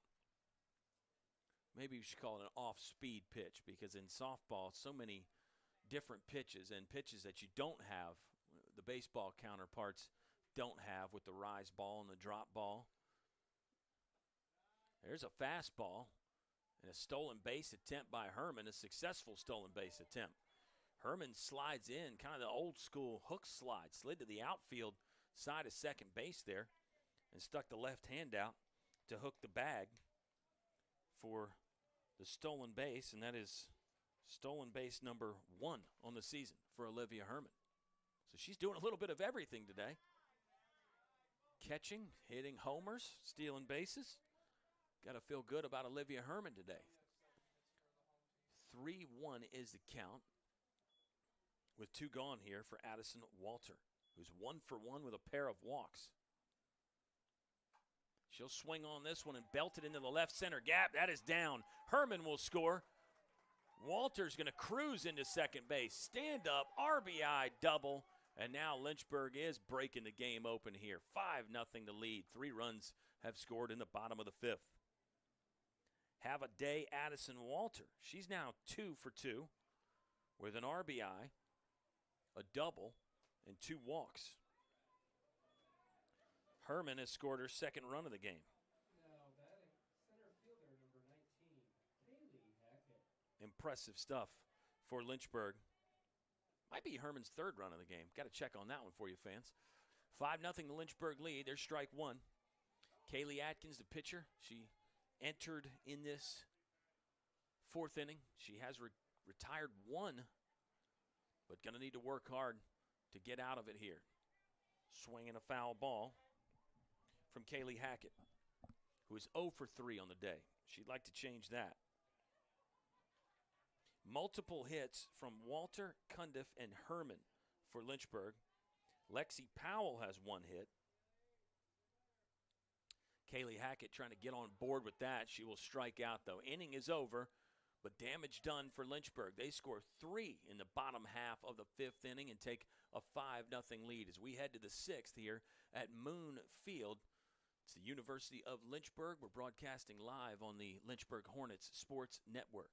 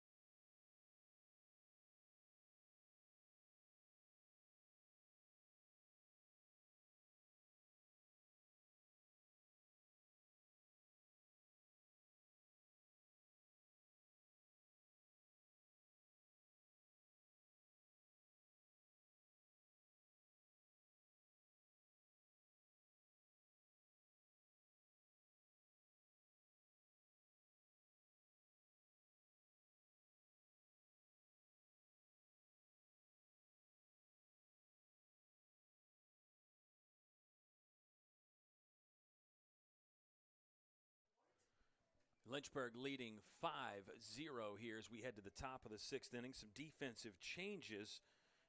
Looks like Bree Hodges will be playing left field for Lynchburg. Now a junior from Roanoke, Virginia. And then a substitute at first base is Abby Lockhart, freshman from Suffolk, Virginia, in the game at first base. So Sophie Tully out at first, and Gracie Dooley, the left fielder, also out. Looks like everything else is intact defensively. And Dorsis is still on the mound for Lynchburg, working on the shutout right now. 5-0, Hornets leading. She has surrendered 5 hits and walked 1, but for the most part, really comfortable and in command out there for Lynchburg. Just a fabulous body of work. And again, the pitching plan that Lynchburg has had, the way she has attacked hitters. Here's one floated foul. Left, short, and third base all gave chase there, kind of that Bermuda Triangle ball that coaches will work on endlessly. But this one just falls in. For Lynchburg, Olivia Herman, 2 for 2 with a walk. She scored 2 runs. Addison Walter has a 2 for 2 day with a double and 2 walks. And back to Herman briefly, home run in the bottom of the 2nd inning. Solo shot that put Lynchburg on the board with the 1-0 lead. Hornets are 4 for 4 with runners on. And that number has gotten better as the day has gone on. There's another one, slap foul by Kaylee Atkins. Atkins started the game at third base, came in to pitch and finished that 5th inning. That ended up getting a little bit messy for Marymount. Not completely out of it yet, the Saints, but they got to get real busy here as they're down to just 6 outs. And Kaylee Dorsis looks like she might be getting better as the game goes on. Certainly a 5-run lead isn't going to hurt your confidence, you wouldn't think. Dorsis on the season has pitched 33 innings coming into today. She does have 2 complete games, 6-1 with a save in there. So she's obviously working on win number 7. And if she could go the distance, that would make you feel pretty good as well. Mentioned her fabulous control, 32 strikeouts to just 7 walks. No strikeouts on the day for Dorsis. But give Marymount the credit there, I think. They're pretty good swinging the bat. We know about their power. This one will get floated foul over our heads, and it's a 1-2 count with nobody out. But yeah, Dorsis' last start was back March 22nd against Salisbury. Didn't go long in that start. Got a little roughed up. Actually didn't make it out of the first inning. So give her credit for getting back out there. And she seems to be really feeling it today. Slow roller to shortstop. Tough play. But they get the out at first. Nice job by Addison Walter to come on there. And a good strong throw across to the new first baseman Lockhart. That is out number 1 in the books. And now Marymount to come back down to 5 outs. Yeah, no strikeouts for Dorsis here. And she came in with 63. To me, when you look at that stat, you gotta give the credit to Marymount, though. And that shows a lot about how well they swing the bats. Average is actually a little bit lower than Lynchburg's. Marymount as a team hitting 289. Talked about all those players they have hitting over 300. They really don't strike out much as a team. And this one will get fouled back by Cameron Brown. Cameron Brown is 0 for 2 on the day for Marymount. Samantha Sinati is 2 for 3 for the Saints. Kaylin Johnson 1 for 3, but had that double in the first inning. Sarah Emig has a double. And Bailey Demuse, pitcher, with a single. But that's it right now for Marymount, and it's an 0-2 count on Cameron Brown. Brown, the left fielder for Marymount, comes into the game hitting .250.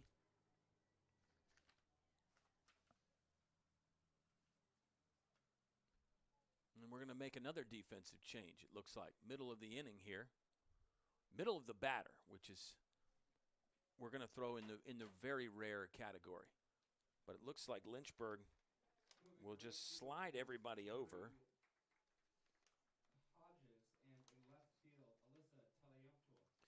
Alyssa Teliumtua in the game now, in left field, in the middle of the inning. And the other outfielders, it looked like, just swung over. We'll double check that here, though. There's a lot of double checking that needs to be done, especially when the substitutes start flying in there. That's when you got to start double checking everything. Bree Hodges was in left. Did she go to center or go to right? We'll get some confirmation there. Okay, so Hodges went over to right. And we should still have Kaylee Hackett in center field for Lynchburg. We think we got that all right there, fans. It's an 0-2 count on the hitter, Cameron Brown. Does that mess up your rhythm as a hitter, maybe, when you get a substitute in the middle of your at-bat? I don't know. I don't think that's why Coach Simmons did it for Lynchburg, but it's actually an interesting thought, really. I think, if anything, you do it when the hitter had a 2-0 or a 3-1 count, maybe. I don't know. And you would almost give your pitcher a little bit of a breather then as well, and maybe the catcher could have a word with her out there. I don't think that had anything to do with it, but as a hitter, it's probably, I don't know, maybe rhythm doesn't matter as a hitter. Maybe I'm overthinking that. 1-2 the count now for Cameron Brown. Great location there on a ball that just missed. Loved how Dorsis has worked both sides of the plate. And she's changed the location up and down as well so effectively. It seems to be something different every pitch there for Dorsis. Another ball in the air. Coming on to make that play is Hodges. for the out there. And there's 2 gone in the top of the 6th. Now batting, right fielder number 5, Sarah Emig. Sarah Emig is up. She has a double, 1 for 2 so far. But back to Dorsis, I mean, something changes every pitch, either location, up, down, in, out, or the speed. And it's a fabulous way to pitch. You keep the hitters off balance. And when you have complete control of all those pitches, well, it makes it pretty daunting for the offensive team, even one that is as good as Marymount. And again, her confidence seems to have grown as the day has gone on. Not that she was lacking confidence in innings 1 and 2, but I think as you see, okay, I've got this pitch, I've got the changeup, I've got the fastball, I've got the breaking stuff. As you get a better feel as the game goes on, the confidence should grow and grow, and the 5-0 lead certainly helps. Can't hurt. That one misses upstairs. 1-2 the count with 2 away. And remember, Kaylee Dorsis in her last start did not make it out of the first inning. So bouncing back there. She did pitch. She did pitch in relief. But to come out and start and do this and pitch effectively late in the game, got to make you feel really, really good. Looking for another big pitch here with 2 outs. 1-2 the count. Corners are in. Regular depth for the middle. Outfield is basically straight away at medium deep. Dorsis will get that one off the end of the bat, but Emig will get to try it again as that one goes foul. Hodges gave good chase there. A hard sprint all the way to the fence, but it does bounce out foul. It's game 1 of 2, fans, so hopefully you can stick around and watch some more softball. Got that one where she wanted it. In, on the hands, and the play is made by Olivia Herman there at catcher. Fantastic stuff from Kaylee Dorsis. She has pitched 6 shutout innings. Lynchburg leads 5-0 heading to the bottom of the 6th at Moon Field.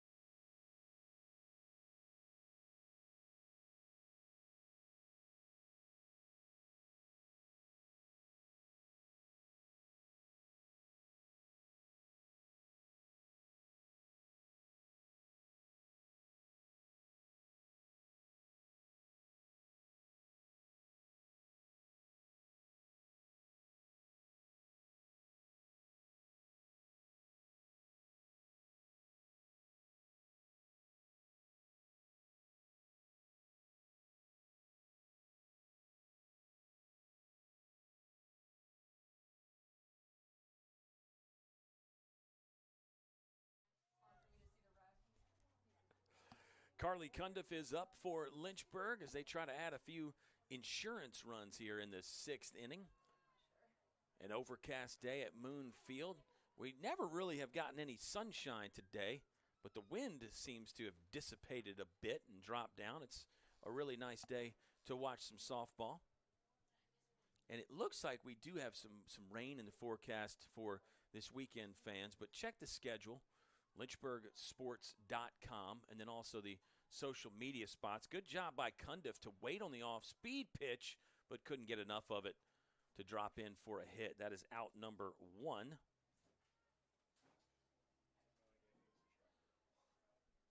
And now we get the substitute in the game.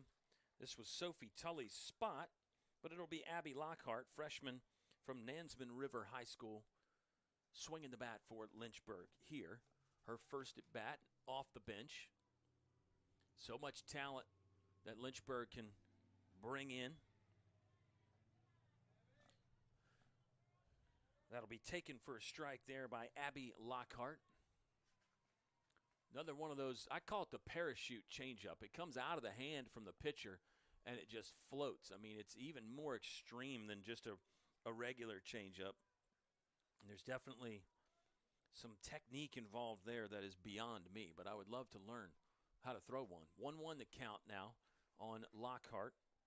One gone.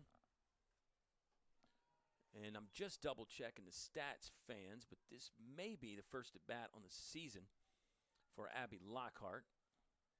I'm going to find out in just a moment. Again, that's the beauty of the website and the technology. It's at your fingertips here, and you can check all the stats and stay plugged in yourself. That one bounced before it got to the catcher, and it is ball 3. 3-1 the count. No, it's not the first at bat for Abby Lockhart. It'll be actually at bat number 6 on the season. She's played in 6 games so far. No hits yet, though, so let's see if we can get Lockhart first career college hit. 3-1 the count. Good time to do it. She will swing on that, and it's fouled off over the Marymount dugout. So now the count is full. Pitcher is still Kaylee Atkins for Marymount. She relieved Bailey Demuse, who pitched 4 1/3. As there's one gone. Carly Cundiff popped up to the second baseman. There's that changeup, and Lockhart just belts it. So there you go. Career hit number 1 for Abby Lockhart. Does it in fine style, too, waiting on that parachute change and just ripping it right back through the box by the pitcher for a line drive single. Excellent from Abby Lockhart. The freshman has her first career hit. And the right fielder, Bree Hodges, is up now for her first at-bat of the season. Let's check out some numbers for Bree Hodges, a junior from William Byrd High School. She'll pop this one out to right field before we can even pull up the career stat line. Hodges is out, F9, second one of the inning.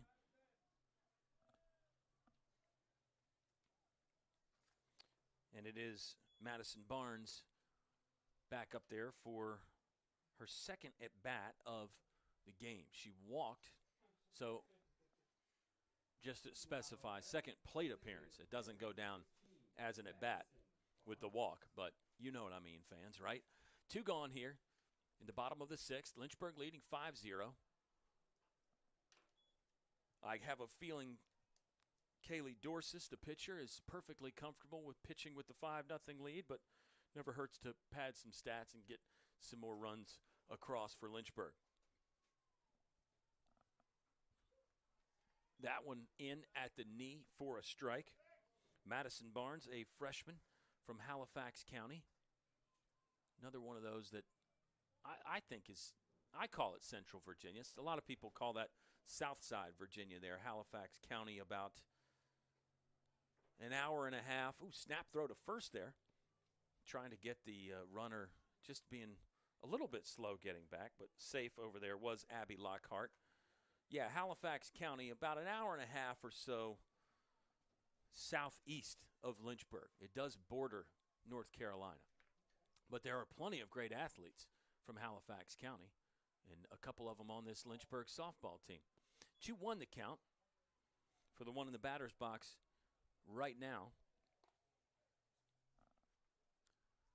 3-1 maybe is the count. Good hitters count here with 2 gone, and that'll be ball 4. So second walk of the game for Madison Barnes. Second base, number 15, Ruby Stewart. And number 15, Ruby Stewart, is back in the game.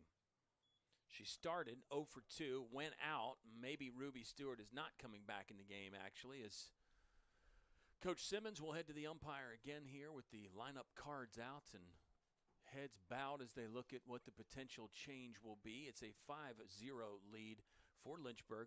2 gone here in the bottom of the 6th. It will be a sub in the game, number 21, Anna Grace Turl, a sophomore from North Carolina.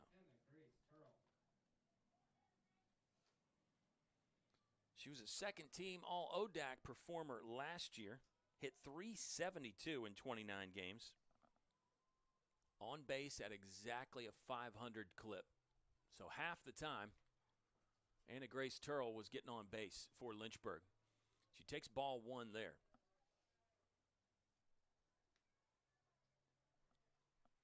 Runners at first and second for the Hornets.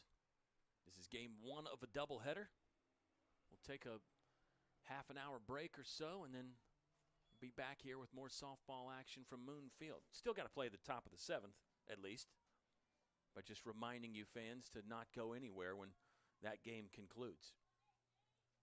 1-1 the count now on Turl. Number 21 for Lynchburg will spray this one foul. And now it's a 1-2 count. Olivia Herman would be due up next. If you're a Lynchburg fan, I think you'd certainly like to see her hit one more time. Herman is 1 for 2 with a homer. Excuse me, she's 2 for 2 with a homer, a single in there, and a walk as well.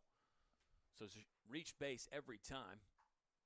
Not going to get there, though, as the line drive is snared at third base by Kaylin Johnson.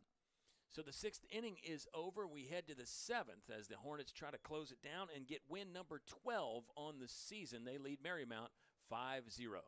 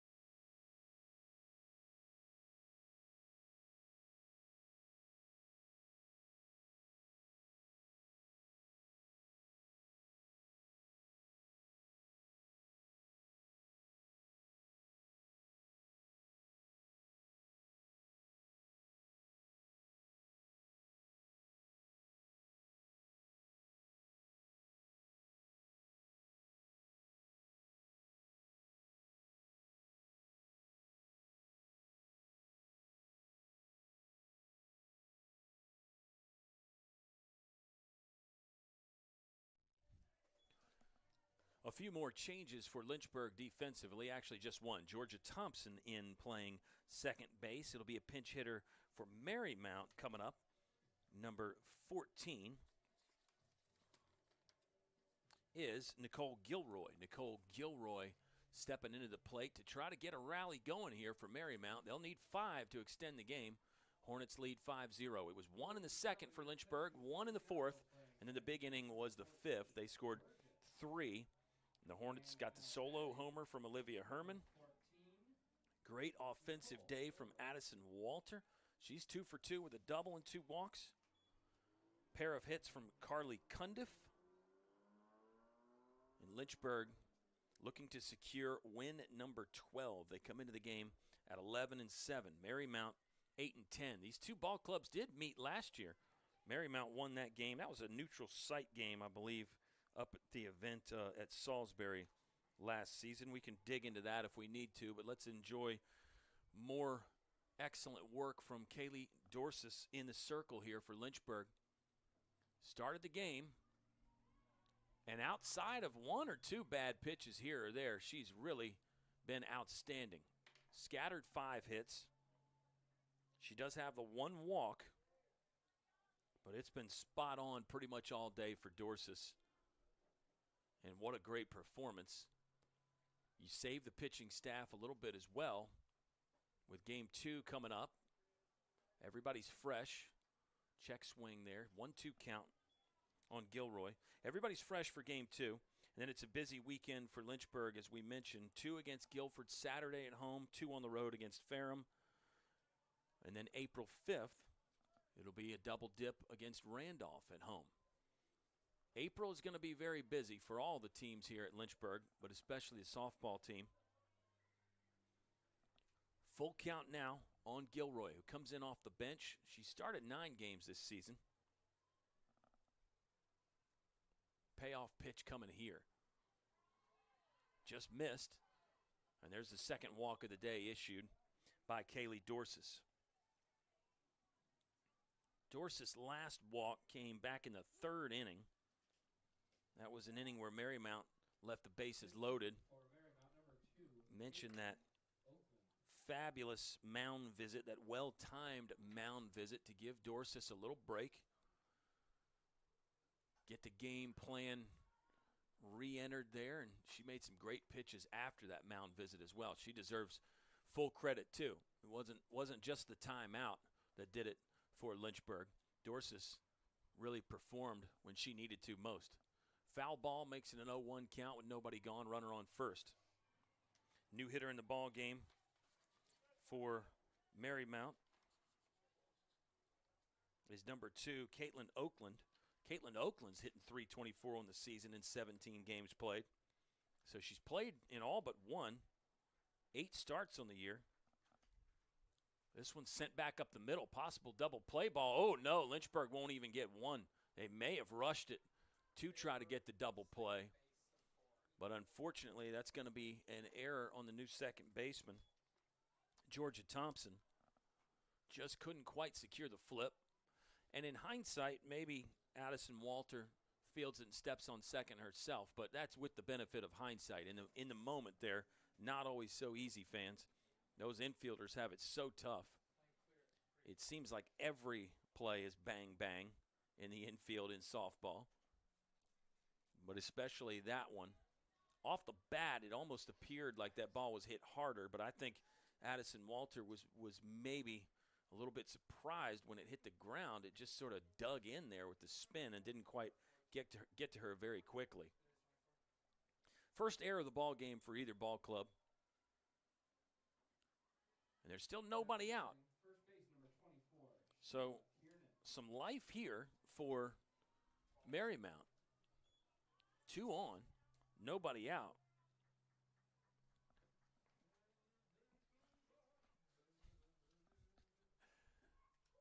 That one comes in for a strike. 1-1 the count. Good pitch there from Dorsis.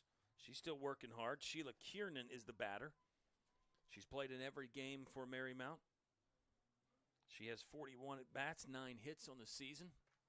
And if she can get one here, then you really might have to start talking about a rally for the Saints. They'll need 5 to keep it going, but some life here in the top of the 7th. 1-2 the count now.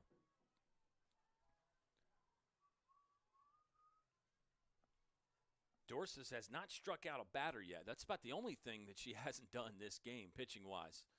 Right up the middle. Got under the, or hit the foot, actually. It'll stay in the infield. I think it got Dorsis on the cleat rather than the ankle. The ankle would really hurt. The cleat, I think you can just shrug that off. You get popped on that ankle there. That's harder to work with. And they're going to take a look at Dorsis here. It's a single. First hit of the inning, but all of a sudden now Marymount with a chip and a chair here. They're still alive in this despite being down 5-0. And they'll have the top of the order coming back up too. So that has to make you feel some sort of like you have some sort of a chance here if you're the Saints fans. Dorsis looks like she is going to throw a few here and see how it feels. To me, it looked like it was that right foot, fans. We don't have the benefit of instant replay, so don't quote me on that, but it looked like it hit her in the right foot. The left one was elevated slightly. She couldn't get the right one out of the way. Occasionally, pitchers will try to intentionally get it with the foot to keep it in the infield or knock it down, deflect it to an infielder. I don't know if that was the case there for Dorsis, but either way, she will stay in the game. So that's good news. And now it's Samantha Sonati in there for Marymount, who is 2 for 3 on the day, a dangerous hitter. The threat is not over for Lynchburg. They lead 5-0, but all of a sudden there's some tension building at Moon Field. Sonati will swing at the first and foul it away. Samantha Sonati entered the game hitting .308. She has gotten hits 13 and 14 already today. Infield in for Lynchburg. Not all the way in, but in slightly. Sonati will hit that one over the shortstop's head. Cut off from going into the gap there on defense. 2 will come in, though. Softball got a little loose coming into the infield, but runners cannot advance. That is a 2 RBI single for Sonati. Her big day continues. 3rd hit of the afternoon. And the threat is really not over for Lynchburg. It's a 5-2 lead. And Kaylee Dorsey's day might be coming to an end here. She's got her mask off, and yeah, she sees it. So a great performance from Dorsey. Shouldn't let that spoil how awesome of a day it was for number 5 in the circle for Lynchburg. But unfortunately, she will not be able to get the complete game. She'll come out in favor of Bree Carter. This will be Bree Carter's 4th appearance of the season. She's only pitched 4 2/3. Bree Carter is 0-1 on the year so far. And Marymount had been unable to get any base hits with runners on, runners in scoring position. But they do it right there and at a really good time as well. To extend this game potentially. 5-2. 3-run Lynchburg lead, but that tying run is going to be at the plate. And some dangerous hitters up as well. Shannon Birch will be that hitter, and then you got Kaylin Johnson on deck. And let's remind you about the power from those two. Shannon Birch has 6 homers and 4 doubles on the season. Kaylin Johnson has 5 home runs and 3 doubles. So that's game-changing type of stuff with runners on base here for Marymount. It is the top of the 7th. Lynchburg, the home team, would have an at-bat in the 7th if the game was tied or Marymount were to take the lead. But obviously you don't want to think about that if you're a Hornets fan. Looked like an off-speed pitch that was low, ball 1. Birch has got a 1-0 count here. She is 0 for 2 on the day with a walk. New pitcher is Bree Carter for Lynchburg. She'll deal that one in there, low and away for a ball. Carter is a junior from Blue Ridge, Virginia, Lord Botetourt High School. The career ERA is 3.19.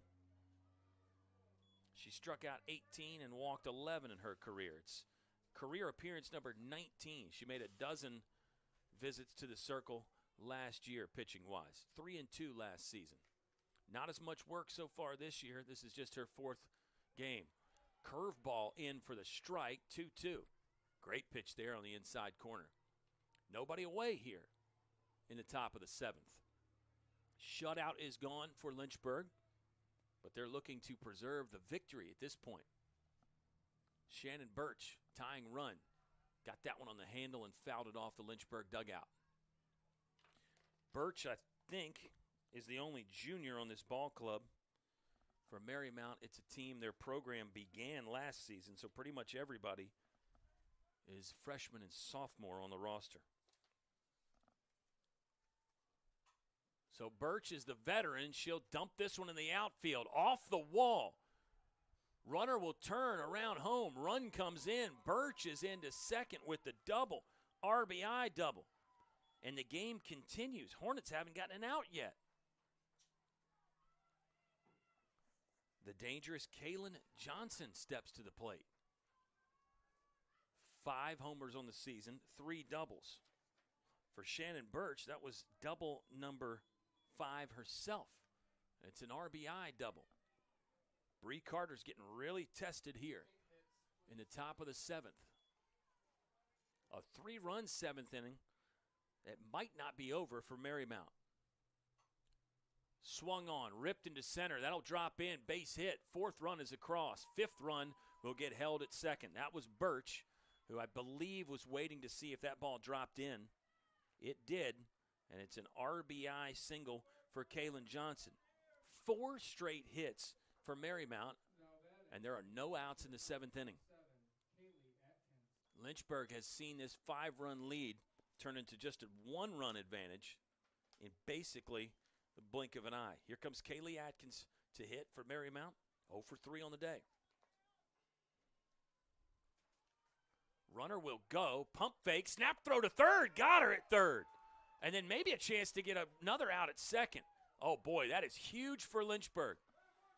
Shannon Birch got to third after doubling on that last single. She advanced to third.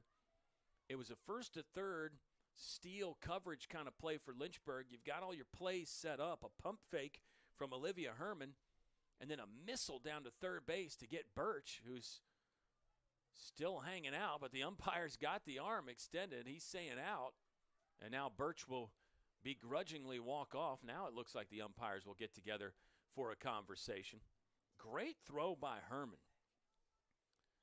Just an absolute bazooka shot off the right arm there.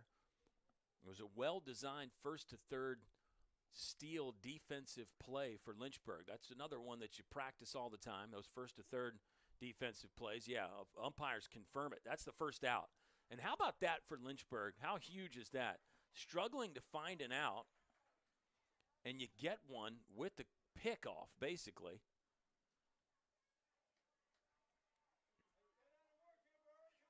There is one out now. It's a 1-0 count on Kaylee Atkins. But the tying run is still in scoring position. That's Kaylin Johnson, who just had an RBI single, her second hit of the day. Kaylin Johnson still in scoring position, and she nearly got caught just kind of hanging around in between first and second on the steal.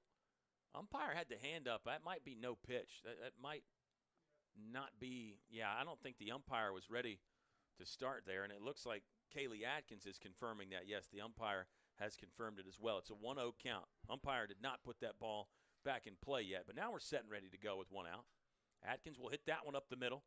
Possible chance here. Diving past the second baseman. No play at the plate as Johnson will hold it third. So it's still a one-run lead for Lynchburg.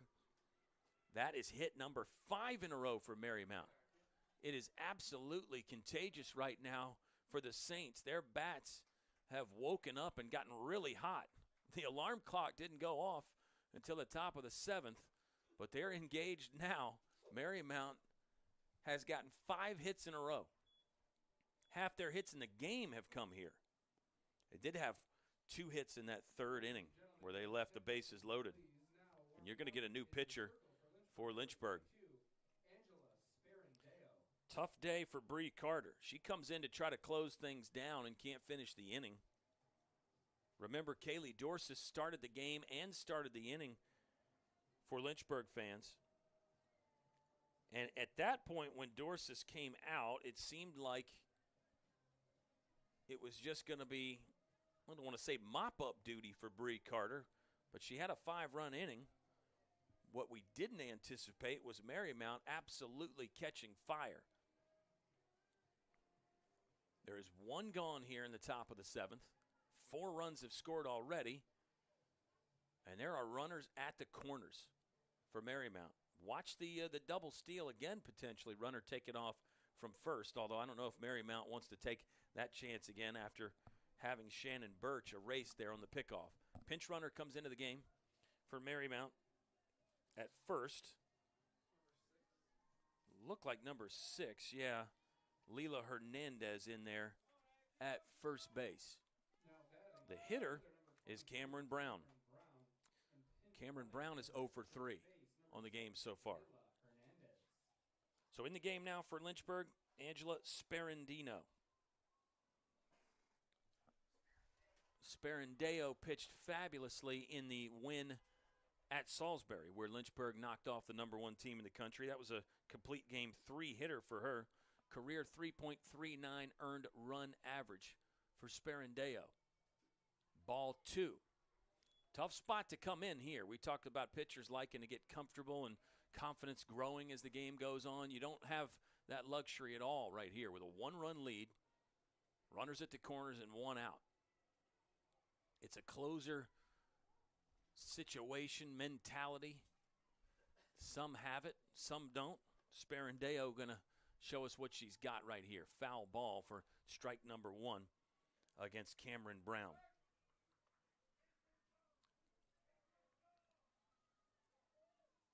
Sperandeo has no saves on the season so far. Good spot right there, just missed. pitcher's kind of a pitch. The batter swings, they can't do much with it, but unfortunately, not a called strike. Sperandeo pitched 6 2/3 in Game 1 Sunday against Virginia Wesleyan. She got a strike there. Now it's a full count with 1 out. Sperandeo surrendered 8 hits in that 5-0 loss to the Marlins on Sunday. That was in Game 1. Lynchburg turned around and beat Virginia Wesleyan, the 6th-ranked team in the country, in Game 2. Sperandeo trying to put the door back on the hinges now. Talk about closing the door, slamming the door, but Marymount knocked it off with 4 runs already in this inning. Sperandeo is going to get the hardware and the toolkit out to try to secure this victory, what has turned into a 1-run game now for Lynchburg. They're 3-2 in 1-run games this season. Excellent work by Cameron Brown with the bat to stay alive. Seemed to be a little off balance, but just saving it there with the good hands. 1 gone, runners at the corner. Runners at each corner spot for Marymount. 1st and 3rd. Ball up the middle, a dive, snared, flipped to second, safe there, and the tying run comes across. It was a 12-hopper up the middle. It was long range there for Georgia Thompson. A great dive, backhand, get the glove on it, but the flip to second just too late. 5-run inning, and it's a hit. It's 6 hits in a row for Marymount. I don't know how you cool them off at this point. Sperandeo is going to try, though. It is a tie ball game now. Right fielder number 5, Sarah Emig. Sarah Emig is up now for Marymount. She has a double, 1 for 3 so far in the game. Ball number 1 with 1 gone. 11 hits for Marymount in the game. 6 have come in consecutive fashion here in the top of the 7th inning. Ground ball to third, possible double play. They'll settle for 1. No throw across there as Carly Cundiff just steps on the bag with a foot for out number 2. So finally, an out. An out swinging the bat, that is, for Marymount. They did make 1 out on the bases. That was when Shannon Birch got picked at 3rd. But that is the first out swinging the bat that Marymount has made in the inning. It was a walk to start the inning by this lady right here, number 14, Nicole Gilroy. She'll bloop 1 through the hole. Runners will hold station to station there. Gilroy's got the 7th single, or 7th hit, rather, of the inning.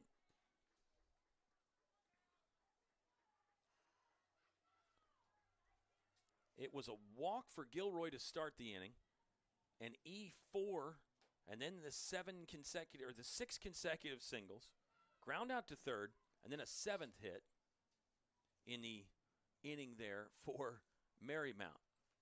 Now Olivia Herman's going to go have a chat with Sperandeo and the rest of the infield. 2 outs, tie game, 5-5. All 5 in the top of the 7th here for Marymount. The alarm clock analogy that I gave, it has gone off here in the 7th inning, and that's not that out of the ordinary in road games in college sports and in college softball. It's typically a long trip. Sometimes you'll spend the night before.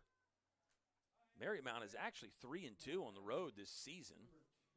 But typically, home field advantage is a real thing in college sports. And here at Moon Field, Lynchburg is typically very, very good. Strike 1 with 2 outs. Finally 2 outs. 7 hits in the inning for Marymount. Make it 8, and they have the lead. Runner is safe at 3rd. And it is a 6-5 Marymount lead. What an inning. Talk about storming back. That is exactly what the Saints have done, and they are not done yet.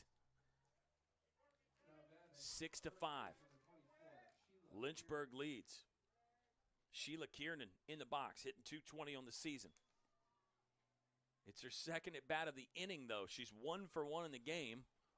1 for 1 in the inning. Sheila Kiernan. 1-0 the count with 2 gone. Another good pitch there from Sparandeo, just missed, 2-0. I like what Sparandeo's doing out there as far as the game plan goes. I think the pitching game plan has been really good all game for Lynchburg. But Marymount getting the better of things here in the 7th inning. All is not lost for the Hornets. They're at home. They will have a chance to bat and tie it up or take the lead here in the bottom of the 7th. I think I said with runners on first and second and nobody out that tension was building at Moon Field. It's very tense now. Lifted in the air. Got a beat on it, and finally the inning will come to an end. It's a 6-run inning, and I think we've got this right. Is it 8 hits in the inning for Marymount? 8 hits. My goodness. What an inning. 3 left on. There was 1 Lynchburg error in there that was costly, but the Hornets have a chance here. Down by 1, we'll head to the bottom of the 7th at Moon Field. Don't miss the conclusion on the Lynchburg Hornets Sports Network.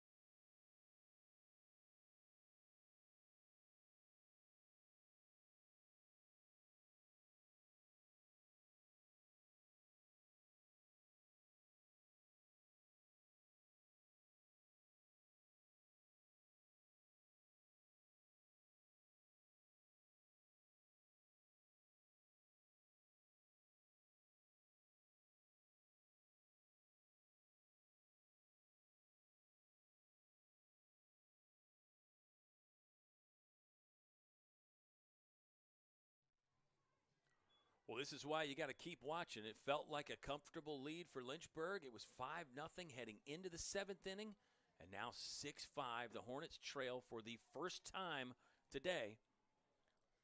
Last chance here for Lynchburg in game number 1 anyway. This is game 1 of 2. If this is any sign of things to come in game 2, it's going to be one of the all-time days here at Lynchburg. But if you're a Hornets fan, you're looking for the tie or even the win here in the bottom of the 7th. Olivia Herman is up.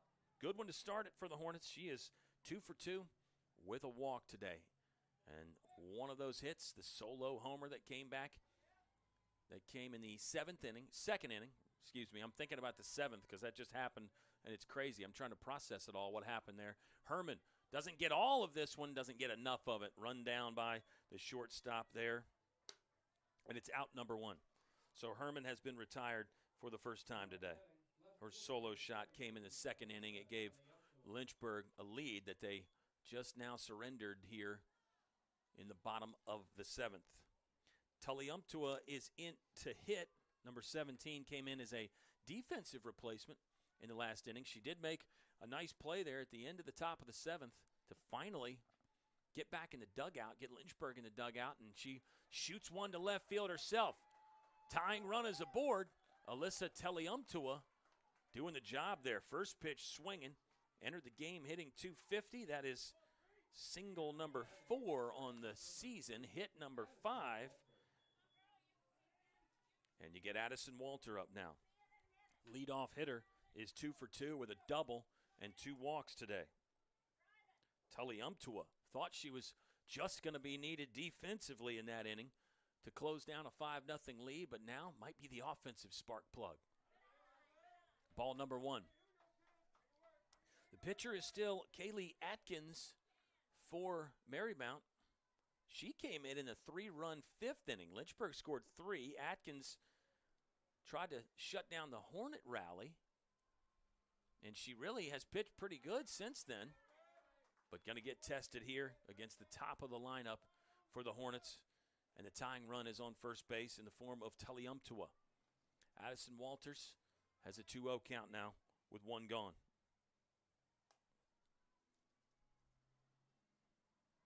Walters going to watch that one go in for a ball.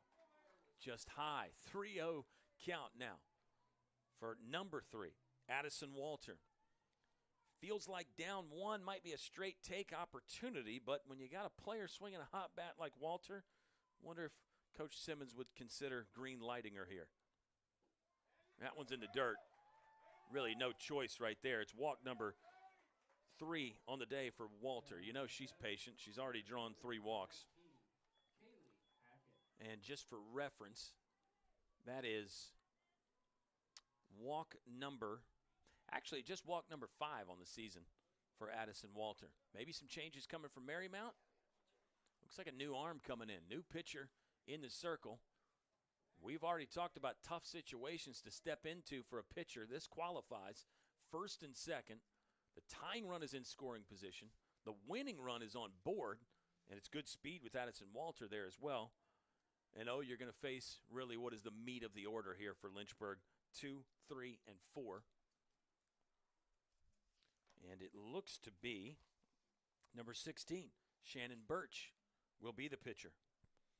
She's got 73-plus innings on the season. She is the workhorse. Kind of assumed we'd see her start one of these games, and she could still start game 2, fans. But in to try to close it down with a save here, possibly. Shannon Birch, the only junior on the roster for Marymount. She will enter with her team leading by 1 out, but runners on first and second for Lynchburg. Kyle Haney hanging out with you. It's been a blast of a day so far, and we're only halfway through. We're not even halfway through, really, when you think about it, fans. It's game 1 of 2. Double dip. We'll be able to do this again Saturday.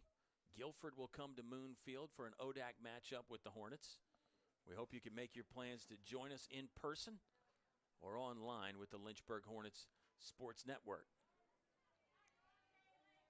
All right, tension time again. It built in that 7th inning, and it's still here.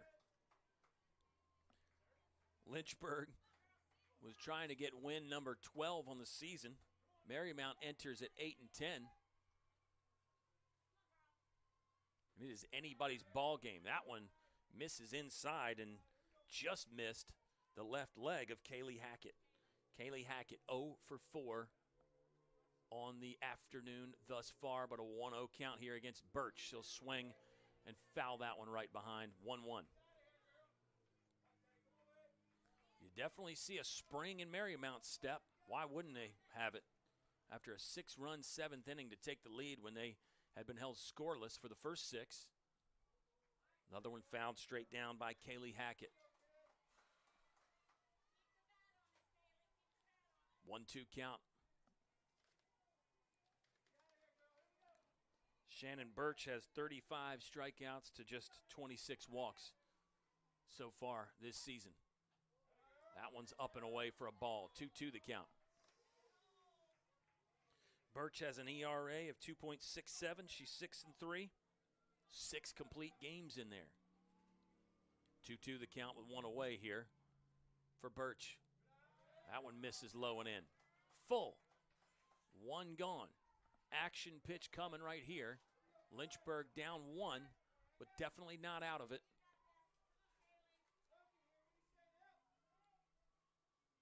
Birch in there for a strike, but fouled by Coach Simmons. She had to take evasive action in the third base coach's box. So we'll try it again here with a full count and 1 gone. Lynchburg has 10 hits so far.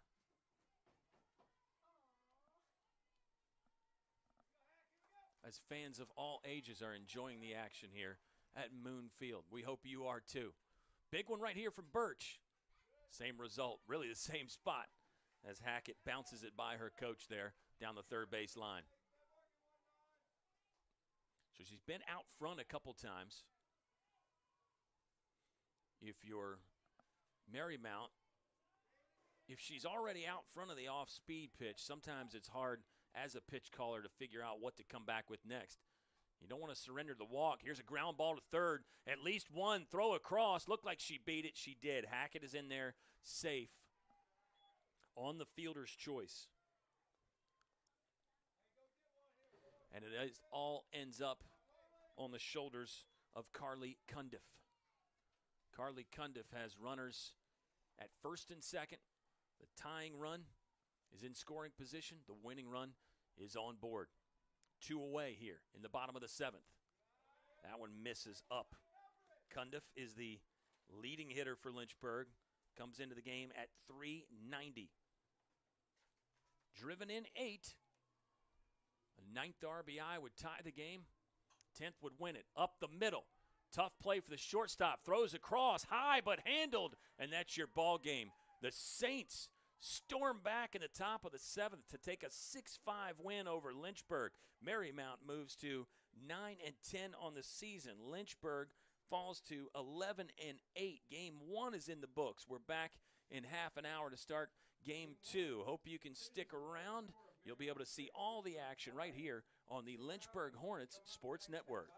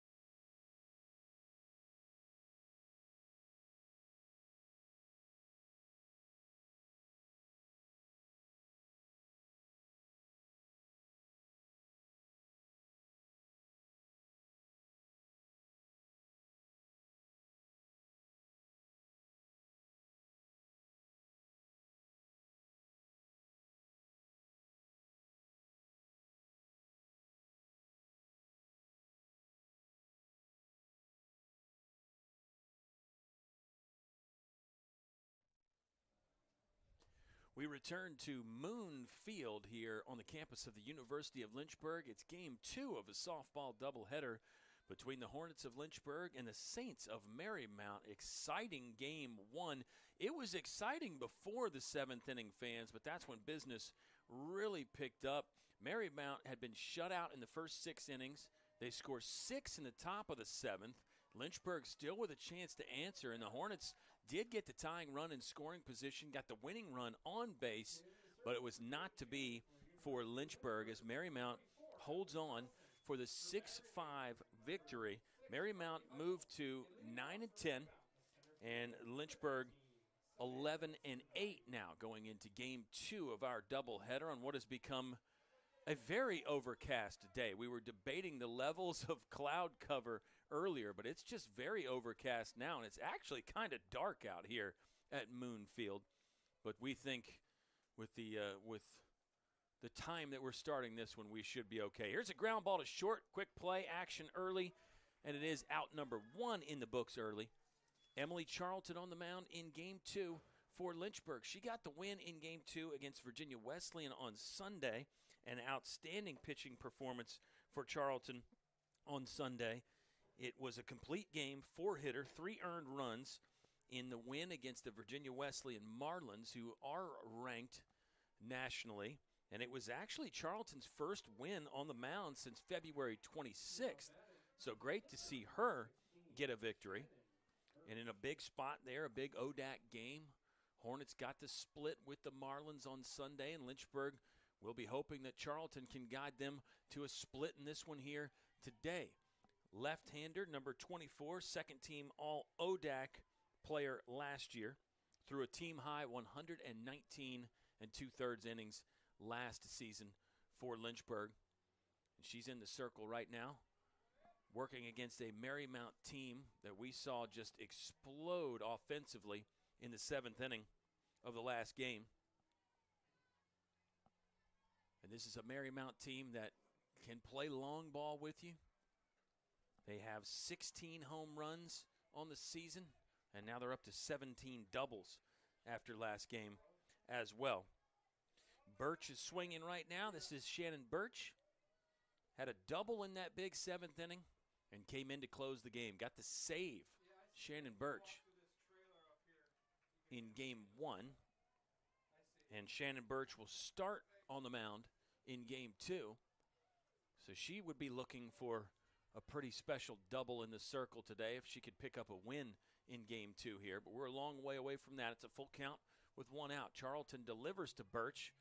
Ground ball to the right side. Excellent play there on the move by Lynchburg's outstanding first baseman, Sophie Tully. Tully does it with the bat. She does it defensively as well.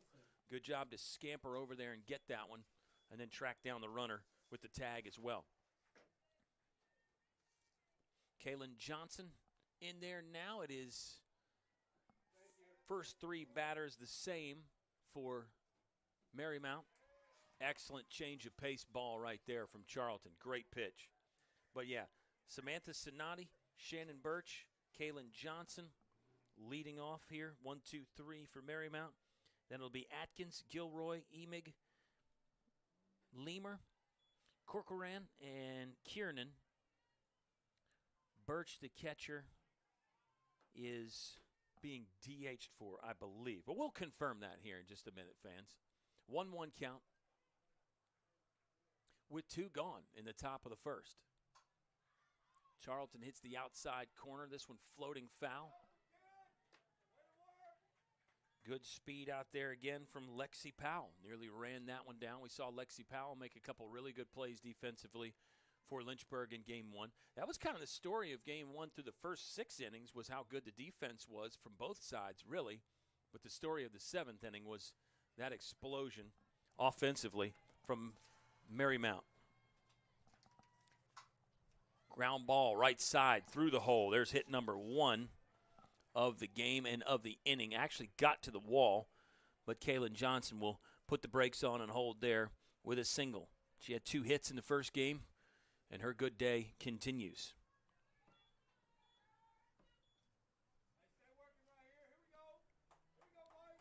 Due up now for Marymount, it's Kaylee Atkins. She hit fourth. She hit in this spot in the first game and did finish 2 for 4. 1 for 4. Excuse me, fans. 1 for 4 day so far for Kaylee Atkins. Of course, her one hit came in the 7th inning. At one point, it was 6 straight hits for Marymount. They added 2 more in the inning, ended up being 8 total. Nice play, glove side across there. Excellent glove work again by Lynchburg. Cundiff on the grab that time, 5-3 to end the inning. So there's 1 hit, 1 left on, no Lynchburg errors, and it's 0-0 heading to the bottom of the first.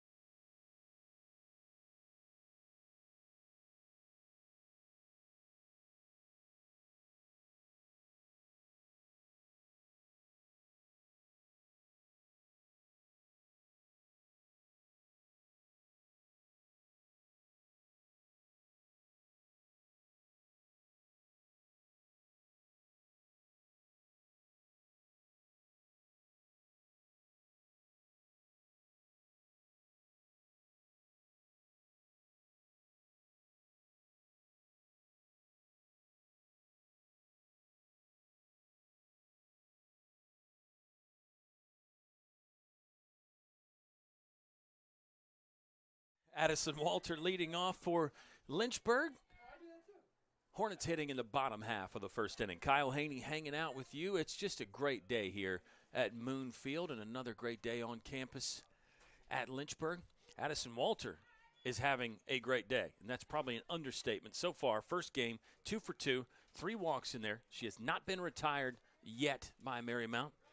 And Shannon Birch, the starter here in game 2, will try to change that. We saw Birch close things down for Marymount in their win. 6-5, the comeback, all runs scored for the Saints in the top of the 7th inning. They hold on and get win number 9 of the season. Marymount, again, it's a sort of a statistical oddity. They have a losing record overall, but a winning record away, a winning record on the road. 4-2 on the road, which I think is quite interesting for the Saints. 2-2 the count now with nobody out here for the leadoff hitter, Addison Walter. Starting at shortstop both games for Lynchburg. Trying to continue her perfect day so far. That's ball 3. Marymount is now 4-2 in their last 6 games. And Lynchburg falls to 2-4 in their last 6. Walters will turn on one and pull it foul. A fan had to duck and get out of the way, and it nearly ended up on the road over there. We'll sometimes say Lakeside Drive, on Lakeside Drive, talking about different sporting events here at Lynchburg, but Moon Field is the one that you can see when you drive by, fans. And every now and then a ball will escape and get into the road. But it's rare. It's rare. Don't worry. Full count pitch coming here for Walters, and she squirts that through the hole. The perfect day continues. 1 for 1 this game. But now all told in the doubleheader, it's 3 for 3 with 3 walks for Addison Walter. You can't ask for anything more from a leadoff hitter. You can't ask for anything more from anybody. You really can't even ask that much. You just ask for your leadoff hitter to be pretty good. You don't ask for perfection. But that's what Addison Walter is delivering at the moment. Bunt shown there for Hudnall. She's the catcher. Did not start game 1, but did catch Emily Charlton on Sunday. And they seem to work really well together. I think ball 1 there. Yeah, 1-0 the count with nobody out. As Hudnall shows the bunt and then pulls it back. Another Central Virginia native from Rustburg High School. 2-0 the count now. Hudnall hitting left-handed. Good defensive player. And she brings some offense, too. Lynchburg's catcher in game one, Olivia Herman, brought some serious offense with 2 hits, one of those being a home run. That bunt is poked foul, and it is strike 1 on Hudnall. You can already see Birch, a noticeable jump in velocity from our pitchers in the first game. Of course, Birch did come in to close down the first game, but the speed difference was noticeable there. Birch can really bring it. The only junior on this Marymount roster who was in their second season of playing softball at Marymount University. Hudnall's got a 3-1 count. It's a 0-0 ball game.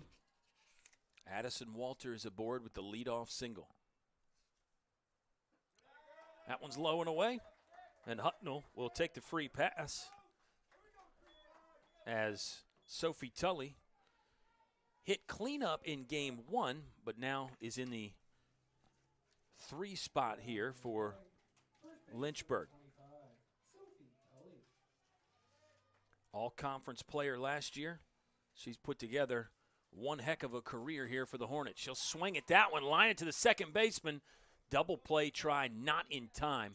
Good snap throw to get it there, but excellent base running by Addison Walter to read it and get back.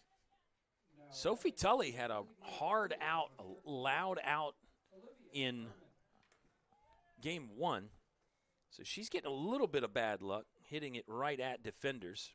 Here comes Olivia Herman. We mentioned her fabulous performance in the first game with the solo home run. That was the first run for Lynchburg. She did add another hit, walked as well, ended the game 2 for 3 with the 1 freebie. She's got 2 runners on with 1 gone after a line drive hard hit out from Sophie Tully.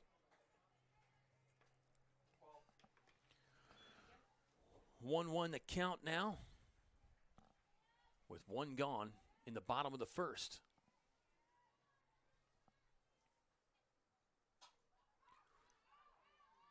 Herman gets a good piece of that, but fouls it away. 1-2 the count.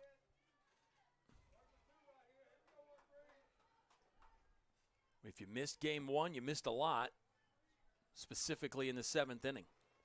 It was a 5-0 Lynchburg lead heading into the top of the 7th. Herman will slap this one into left. Turn and burn time for Walter around third. No play at home, and 1 run is on the board for Lynchburg. Another absolute shot for Olivia Herman. She hit her home run in the first game to left center. This one's similar, over the outstretched glove of the shortstop, and that had a high exit velocity. Came off screaming there.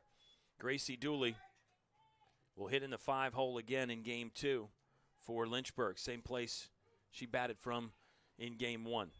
No hits in the first game for Gracie Dooley. Great time for her to get going. 2 runners in scoring position. Sends this one into the screen covering Lynchburg's dugout. Gracie Dooley entered the day hitting .372 with 16 hits, 2 homers, 4 doubles. She's driven in 6. 10 walks and 10 strikeouts for Dooley. And we didn't have many strikeouts in the first game, but Dooley is down swinging there for out number 2. Carly Cundiff on now. Third base, number 4. Carly Cundiff. She had a pair of hits in the first game. Batted third in game 1, now in the 6-hole for Carly Cundiff.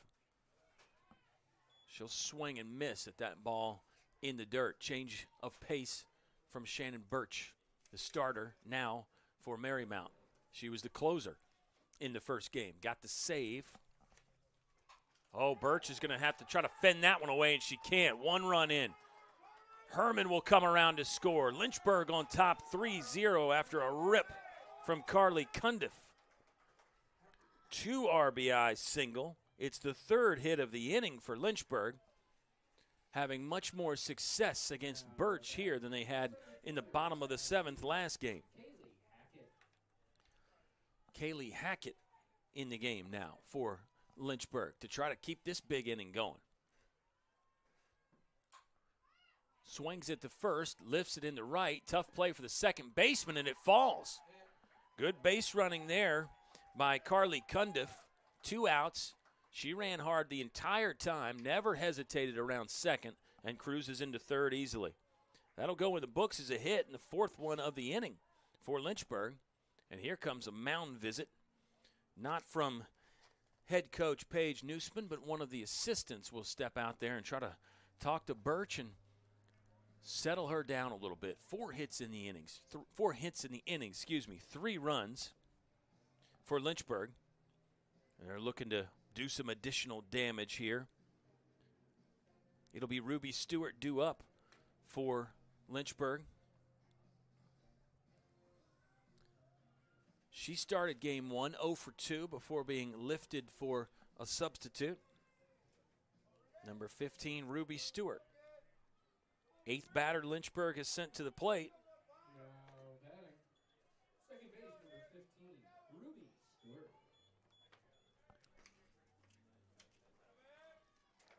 And it was just start number 2 in the first game for Ruby Stewart, so that math is easy. 3rd start, she's got 1 hit on the season. Came into the game hitting 167. Runners at the corners here. Watches strike 1, clip the outside black. 2 outs in the bottom of the 1st inning.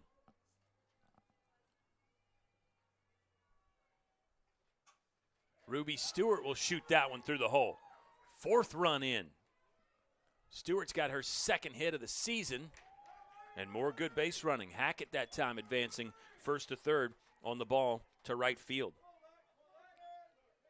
It's a hit parade now for Lynchburg. They're doing what Marymount did in the 7th inning in game 1.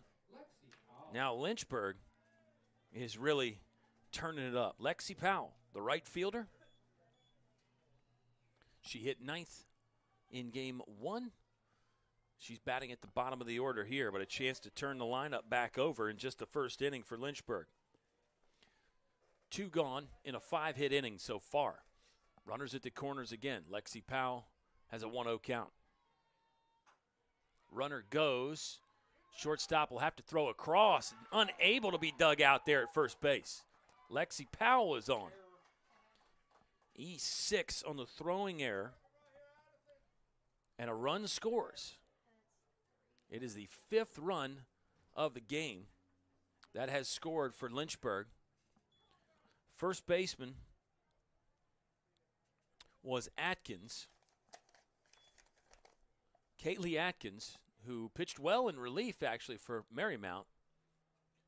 She ends up getting the win in relief. She's okay, but on the free hand there, the throwing hand, the right hand, she had it in position to try to make the pick with the glove hand, and when the ball skipped up, I think it jammed one of her fingers.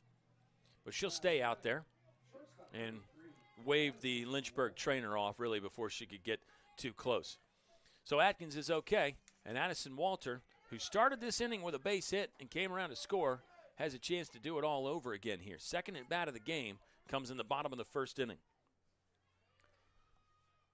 1-0 the count with 2 outs. That one in for a low strike. 1-1. 5-0 the Lynchburg lead. 5 hits. It's been 4 consecutive base runners that have reached. 1 walk and 1 error to go along with those 5 hits. Birch winds and deals. Uh-oh. Walter kind of wincing coming out of the box, but she's okay, I think. Picking up the bat. 1-2 count. She'll have to work with 2 strikes. 5-0 the Lynchburg lead. Bottom 1 here at Moon Field. Runner goes. Snap throw to 3rd. Safe there. Now it's 2 in scoring position for Addison Walter. 2-2 the count. Addison Walter came into the game hitting .327. That average is going up. Strikeout there. So the perfect day is done for Addison Walter, but it was basically a perfect inning for Lynchburg. They score 5 runs on 5 hits. They leave 2 on. There was one Marymount error. We head to the top of the second. Broadcasting live on the Lynchburg Hornets Sports Network.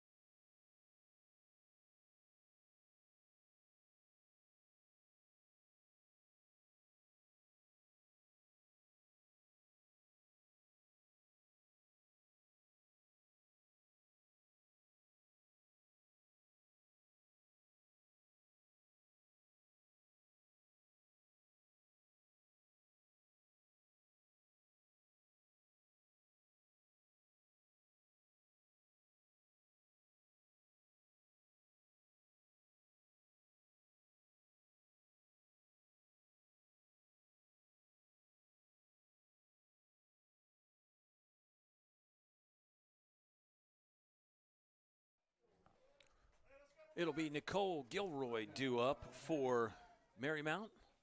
They find themselves trailing 5-0. They were in this spot before Marymount, but they came back in the 7th inning of the last game. At some point, we'll have to stop referring to it and referencing everything to what happened to the last game, but it still feels so fresh in our minds here. Lynchburg losing 6-5. It was 6 Marymount runs in the top of the 7th to come back. But that's why sports is fun. It's never over till it's over. You never know what you're going to see. Each game is unique too, brings something different. And that's why we keep watching. We're glad you're watching here. It's a Tuesday in Central Virginia. We're wrapping up the month of March. It's been very busy on campus sports-wise, and April is going to be maybe even busier. Gilroy's got a 1-2 count. She did not start in the first game, but did come in and was one of the Saints to get a hit in that 7th inning. Ooh, good job fending that one off there. Just sort of poked it away. Like he was casting the fishing rod out there as Gilroy just barely gets the end of the bat on that one to continue the at-bat. Emily Charlton is the pitcher for Lynchburg. Lynchburg used 3 arms in game 1. Charlton threw a complete game on Sunday in a win against Virginia Wesleyan. That was her first win since late February. Gilroy's working the count here, though, putting together a long at bat. Looks like it's going to come to an end with a fly ball to Sophie Tully at first base. One in the books here to begin inning number 2. Sarah Emig is back out there in game 2 playing right field. She had a double in the first contest. And she is facing the left-handed Emily Charlton. First lefty either team has thrown out there. Man, that is just a fabulous off-speed pitch there from Charlton. Ball 1. Great action, deceptive. You watch it out of her hand and you try to get a tell or something that you can figure out what's coming up, and it's difficult. Ground ball to second base, should be fielded no problem. Emig is out. Number 2 in the books now. Smooth sailing at the moment for Lynchburg here in the top of the 2nd. Haley Leamer playing second base and batting 7th again. The lineup is not 100% the same, as Charlton will reel in that pop-up to end inning number 2. Lynchburg leading 5-0, 3 up, 3 down in the top of the 2nd for Marymount. And we'll head to the bottom of the 2nd frame here at Moon Field in Lynchburg.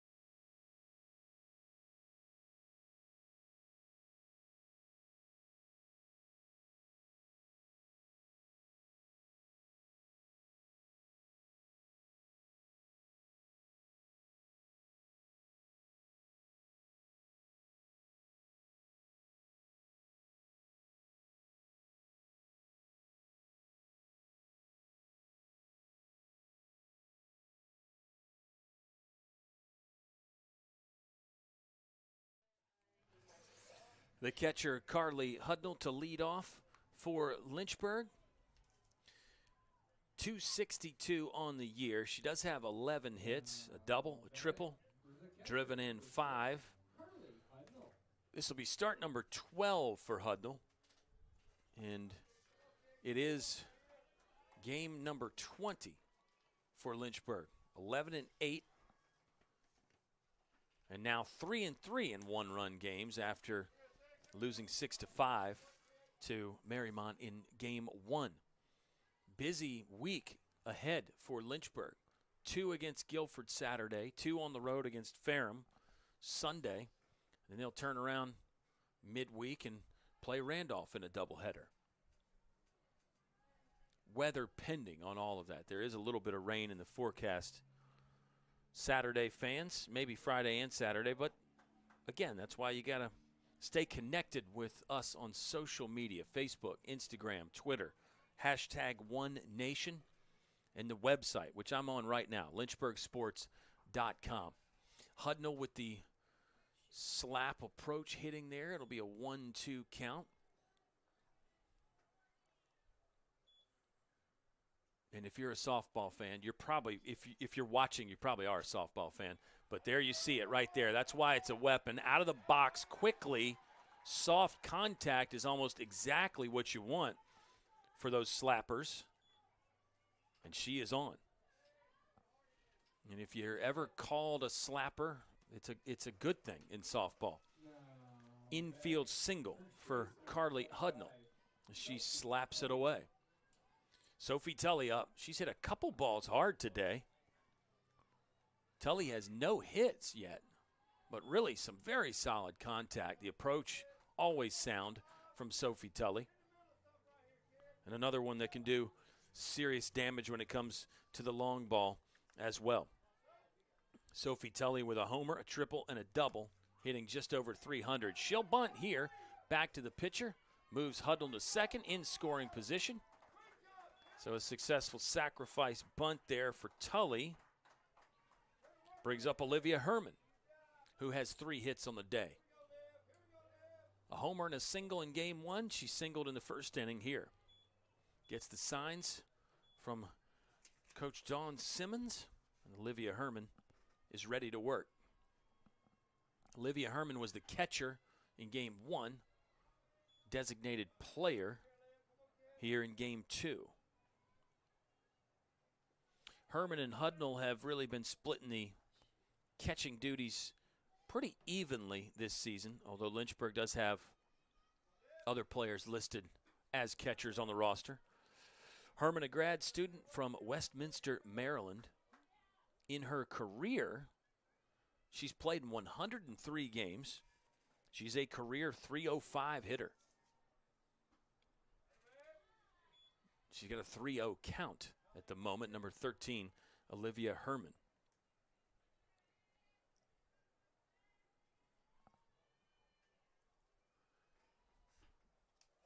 And it's going to be a second walk of the day for Olivia Herman. She drew one of those in the first game.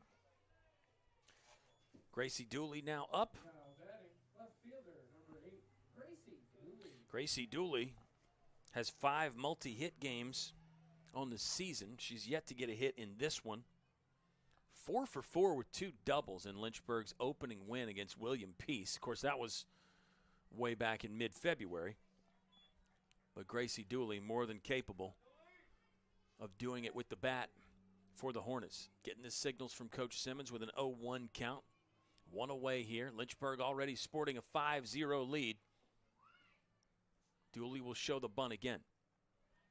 You can bet that the coaching staff mentioned, hey, 5, we need more than that, gang, in the dugout in between innings.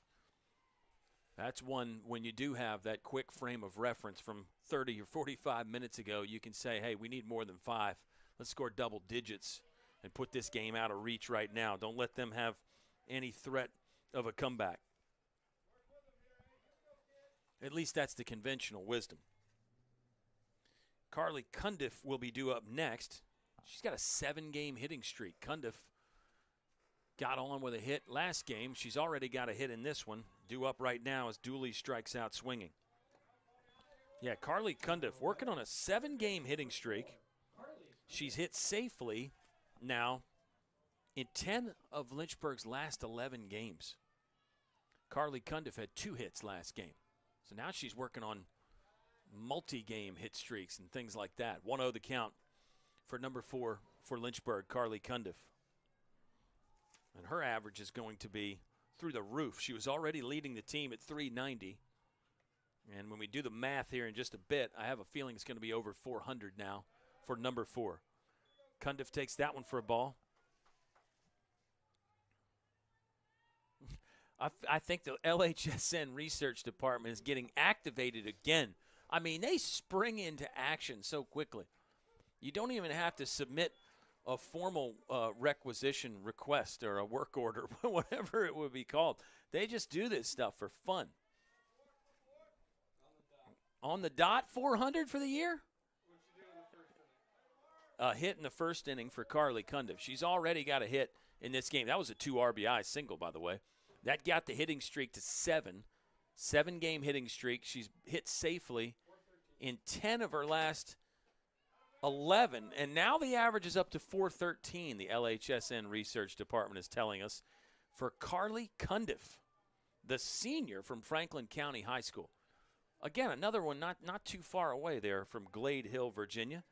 Probably just over an hour drive for Carly to get home. And she's on board with a base on balls here. Second walk of the inning. We've got a substitute in the game. It'll be Bree Hodges pinch hitting for Lynchburg. She has 4 hits on the season. She enters with an average right at 222. But Carly Cundiff, now over 400 on the year. What a streak that she is putting together. She's had multiple hits now in 3 of her last 4 games. We'll revisit some of these great Carly Cundiff stats the next time she goes up. Let's give our full attention to number 26, Bree Hodges. That one's down the middle at the knees. 1-1 count now with 2 away. Bree Hodges has a chance to really bust the game open. You could probably say it's already busted open with Lynchburg scoring 5 in the bottom of the first, but they've got a chance to widen the margin here. Hodges, good swing on that. Tapped foul to third. 1-2 the count now for Bree Hodges with 2 strikes. Bases loaded for Lynchburg. They did leave 2 on in that first inning. Exploding out to the 5-0 lead.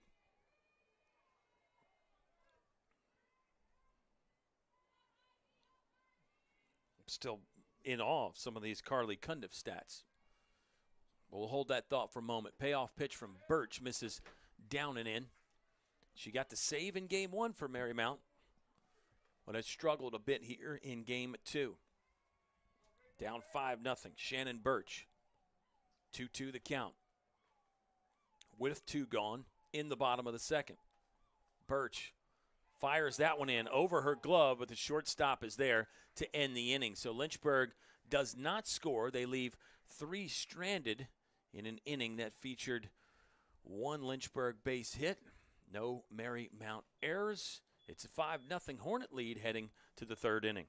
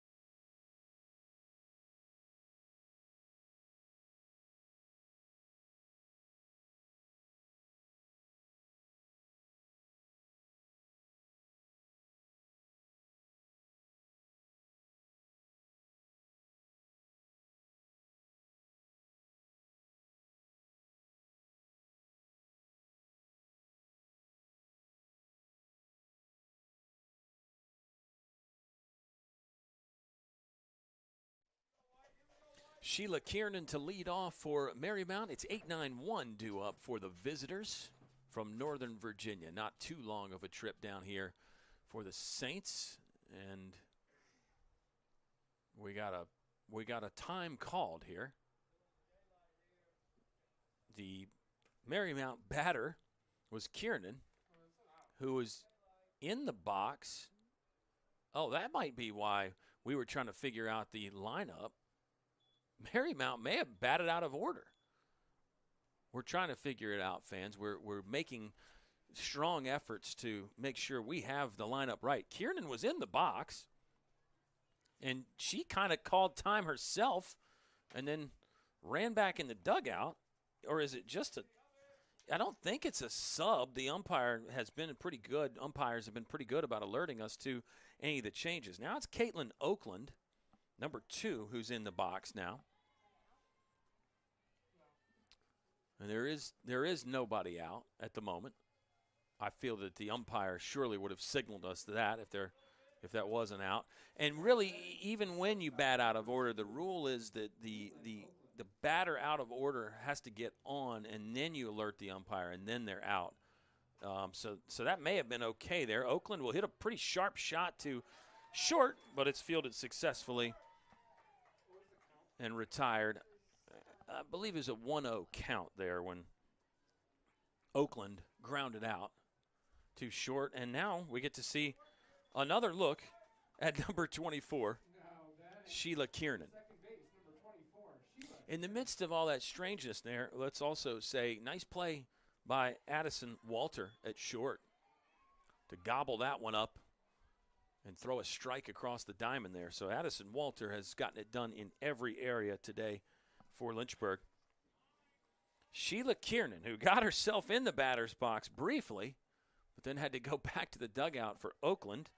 Kiernan enters the game hitting .220 on the season with 9 base hits. So we're attempting to get all the paperwork sorted out and get the lineup straight for you. Sometimes those double headers as Kiernan floats one to the second baseman for out number 2 of the inning. Sometimes in these double headers, they get the lineup and the paperwork to you a little bit late, and you don't exactly have all your T's crossed and your I's dotted.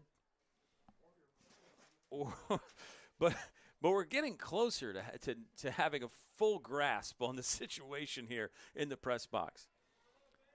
At Moon Field, we're going to have a new press box at some point. A 2-story press box, I'm being told. We'll practically be able to live in it, and it'll be very, very nice on these double headers, these long days at the ballpark. Here's Sonati will float one to third base, and the inning is over quickly. So despite all the weirdness, what should not be lost is Emily Charlton dealing out there for Lynchburg. 3 up, 3 down again, and we will head to the bottom of the third with the Hornets on top, 5-0.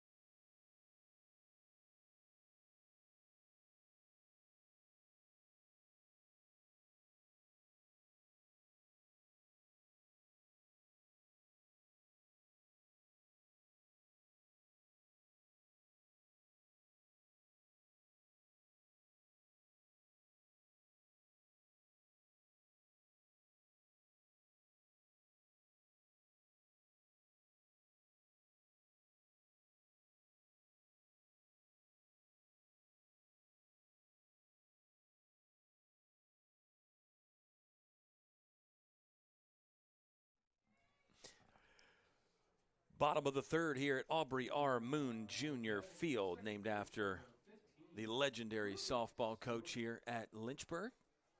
Just one of many legendary coaches that have come through for the Hornets, and we're watching a current legend, Coach Dawn Simmons, out there do her thing.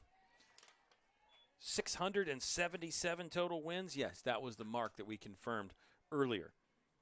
And the Hornets probably felt like they had win number 678 in their grasp in game one for Coach Simmons, but it was not to be after a great comeback from Marymount. Ruby Stewart had a single in her first at bat. That was in a 5-run first inning for Lynchburg in game two. We get further and further into this one, we can talk about what's already happened in game two rather than every discussion point being about game one. Ruby Stewart in just her third start of the season. Trying to bust loose here for Lynchburg. It's a 2-2 count with nobody out. Shannon Birch is still out there for Marymount. Coming into the game, she's 6-3, 2 saves, a 2.67 earned run average. Batters are hitting just over 250 against Shannon Birch, the lone junior, the lone veteran for Marymount. Umpire gets a check swing call there. The appeal down to the first base ump, and it's a full count.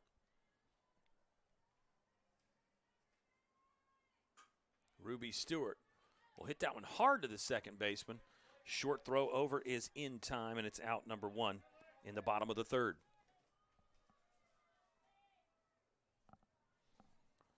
Lexi Powell got on via an E6 in the first inning.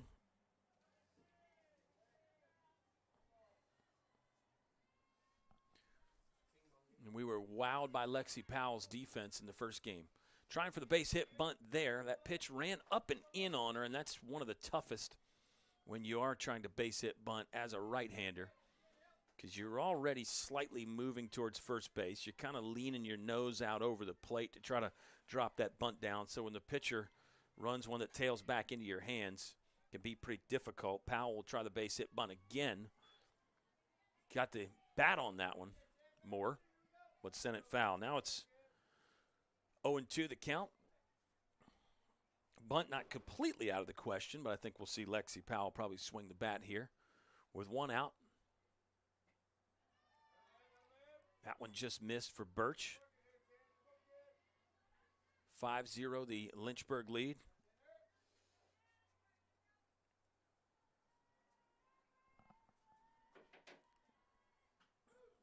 That one, similar spot, but a little bit better, and Lexi Powell is out looking. Fourth strikeout of the game for Birch. We didn't see many strikeouts from either team in the first game, but Birch is that kind of power pitcher. She does get a lot of outs via the strikeout, and she's gotten 4 so far here in just 2 2/3. Addison Walter back up. She struck out last inning. That ended what was her perfect day. 2 for 2 in the first game with 3 walks. 1 for 1 before that strikeout. Gave her the first time she has had to walk back to the dugout instead of going to first base today. 39 strikeouts on the season for Birch. Here's one bounced to third. Walters, good wheels, but won't beat that one out, and the inning is over. So Lynchburg, 3 up, 3 down, scoreless in the bottom of the third. They lead 5-0 over Marymount.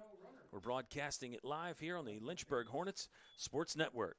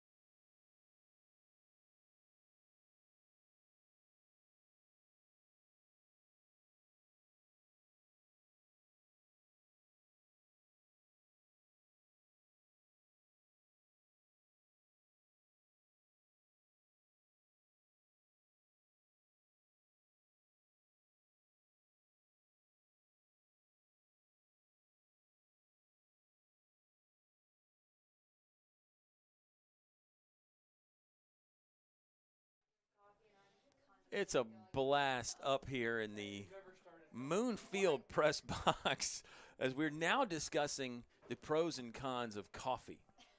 And there are many that fall into to each category. Fans, I'm sure I'm sure you have your own thoughts. I hope you're enjoying it. We're not really getting completely off the rails here. We've kept it on the tracks for the most part. Here is Shannon Birch with her second at bat of the game. 0 for 1 in this one. She was 1 for 3 in the first game with a double, an RBI double. That was in the top of the 7th inning. Honestly, I mean, you could say that about almost everybody in the Marymount lineup, that they had a hit in that 7th inning. Because, again, fans, at one point it was 6 straight hits for the Saints and 8 total in that 7th inning, where they stormed back, scored 6 runs to erase a 5-0 deficit, take the lead, and then they held on for the win number 9 for the Saints this season. All right, 1-2 now on Birch, who is the pitcher, and has really settled down nicely after that rocky first inning. Birch will foul that one back in our direction. Emily Charlton, speaking of settling down, she looks very composed, very in charge in the circle for Lynchburg. A complete game Sunday against Virginia Wesleyan. And as a pitcher, when you do that once, you kind of have the idea, oh, what a pitch there. Pulled the string on that one. Charlton has her first strikeout victim. Birch down looking. I'll complete the thought. When you do get the complete game as a pitcher, you kind of, it seems foreign to you that you would ever do anything but throw a complete game. You feel like, hey, I've done it once. I'll just do it again every single time. I'll pitch just like that every time.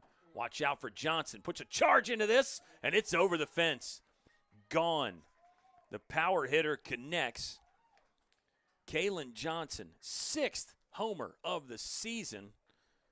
She had her 3rd double of the year in Game 1, but now her 6th dinger. That ties her for the team lead with Birch, and it is home run number 17 on the season for Marymount. They can do a lot of damage with the long ball. Charlton will get a new ball and restart things here with 1 out. 2nd hit of the game for Johnson. My goodness, what a player. We got to talk about Kaylin Johnson's season numbers at the moment. Very good stuff for her. Ball 1 to Kaylee Atkins, the first baseman for Marymount. Also pitched a bit in Game 1. You would think potentially available if needed here in Game 2 for Coach Paige Newsman, the second-year head coach for the Saints. She is not down there at third base at the moment.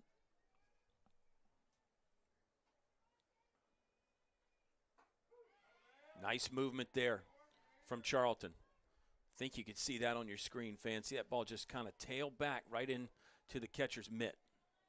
Looked like it was going to be outside from Atkins' perspective, and just the movement to run it back in. Charlton a lefty, so it would have been moving back, cutting action rather than a tailing action, if you will.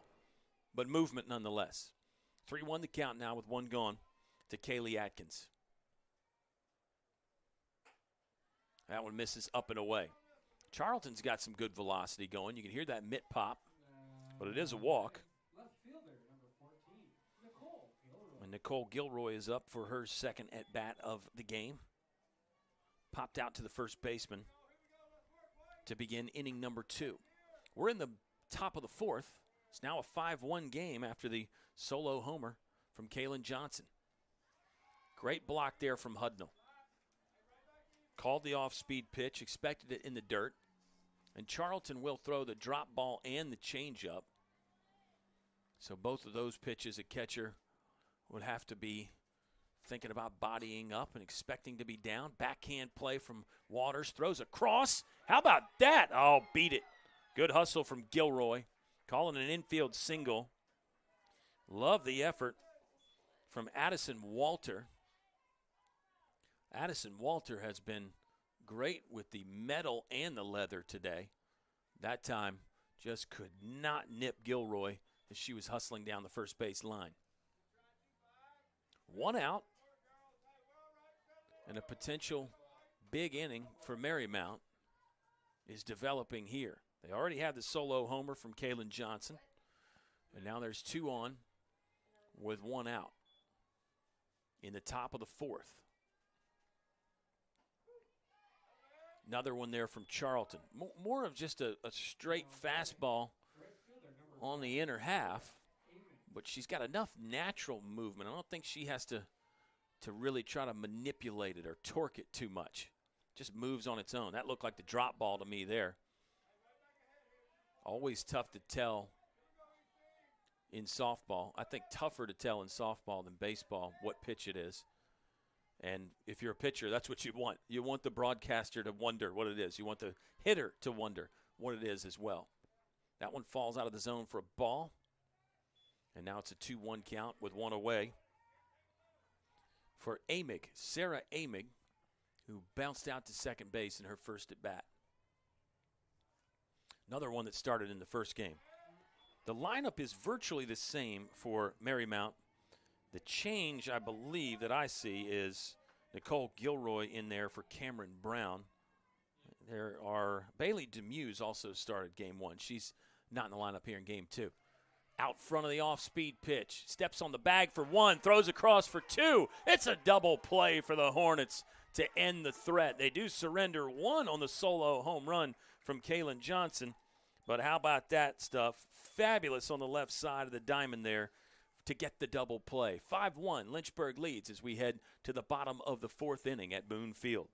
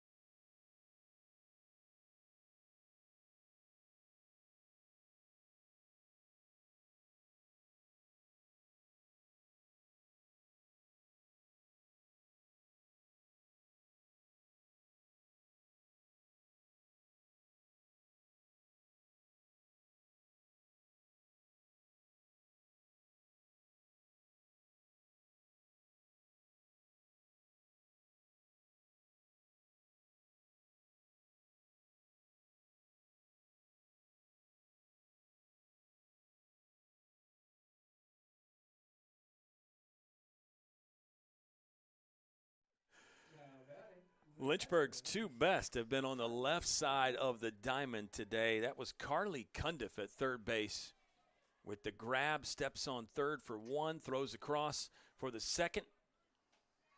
Here's a good play at third base by Marymount to get out number 1. Hudnall is gone 5-3. But Carly Cundiff at third base, doing it swinging the bat today, has the average over 400. And then at shortstop, you got Addison Walter, who has done seriously great things with bat and ball. Sophie Tully deserves some praise in that equation as well. She went with the full stretch there at first base to get the out, help get the second out, the third out of the inning, but the second out of the double play. As Tully will slap that one foul. Tully is due for sure. She had a sac bunt in her last at-bat, a line drive out in her first at-bat, a couple loud outs in game 1. Sophie Tully looking to get on board. Hit .398 last season. Unfortunately, her 0 for day is going to continue as she grounds out to the second baseman. And here comes Lynchburg's other hottest bat on the day, Olivia Herman. 1 for 1 in this one with a walk. Solo homer in game 1 to go along with a single and a walk there. 2 away, 5-1 the Lynchburg lead. They scored 5 in the bottom of the first. Solo home run from Marymount's Kaylin Johnson, the only runs for the visiting Saints in game 2.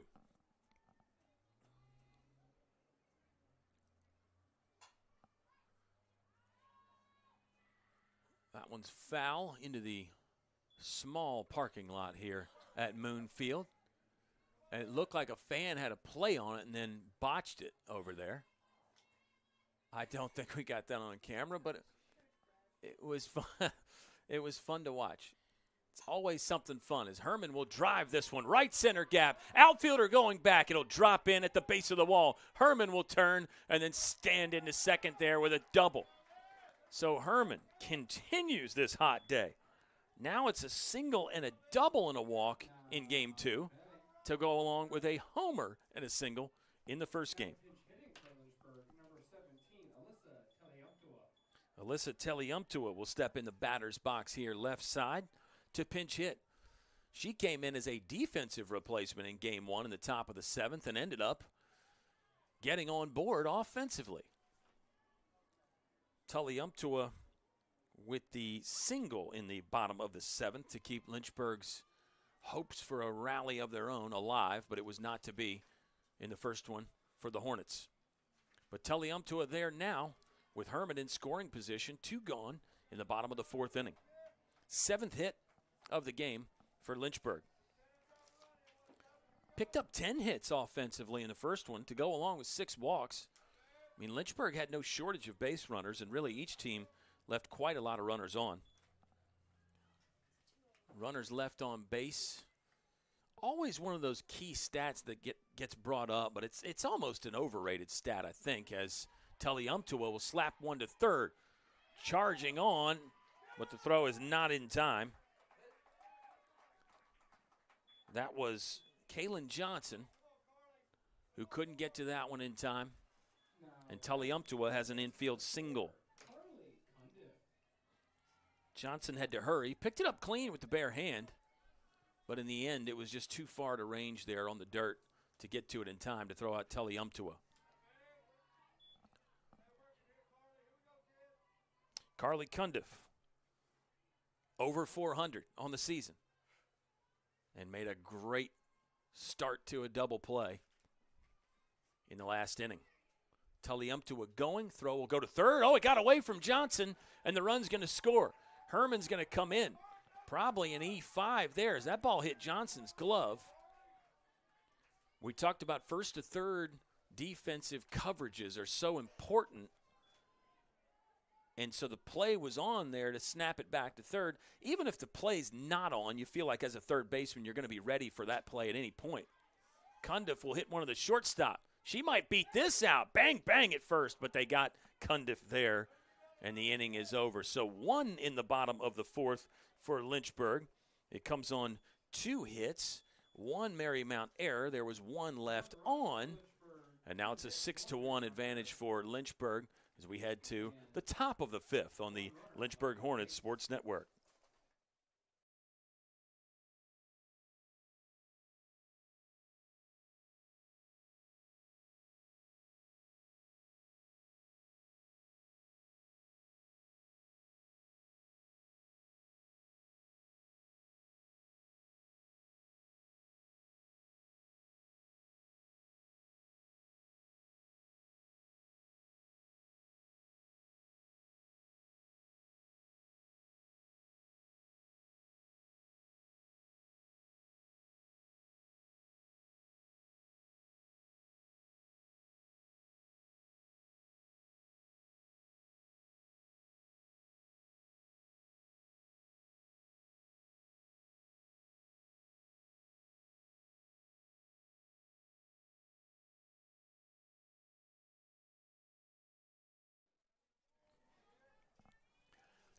Top 5 here at Moon Field on the campus of the University of Lynchburg. An overcast day that started just mostly cloudy. Now it's completely cloudy. And it's Cameron Brown back in the lineup for Marymount. Fouls that one away. Good chase given by Cundiff and also the catcher Hudnall. But neither one could get to it in time, and it's just a strike here. 0-1 the count with nobody away. Yeah, it is dark. I mean, before the time change, we would be done at this point. We wouldn't have been able to finish this, but the game probably would have started earlier before the time change. Here's another nice play by Addison Walter. Talk about gloving it over there at shortstop. Typically going to be where you're going to put your best defender, and Walter qualifies. Another nice play. I mean, it doesn't seem like a lot, but that play where you have to charge it and go to your backhand side, I think, is the most difficult one for a shortstop. All the momentum is taking you away from the target over there at first base. Then you got the third baseman sometimes will be in your way. If they can't get it, they're kind of in the area. And it's a play you got to be able to make so often. And Walter has done it so many times today.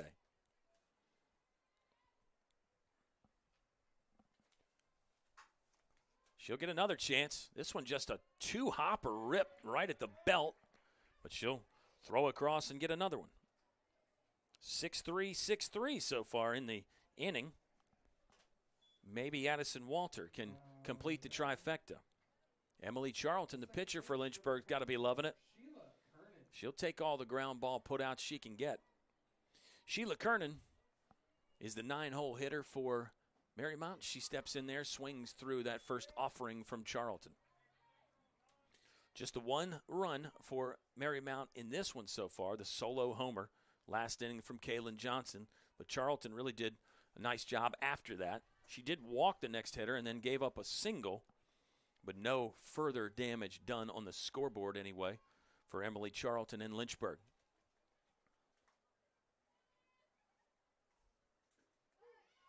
Nice one there. Just pinpoint.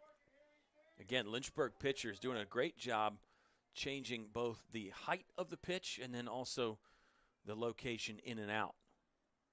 And obviously changing speeds and curves in there as well.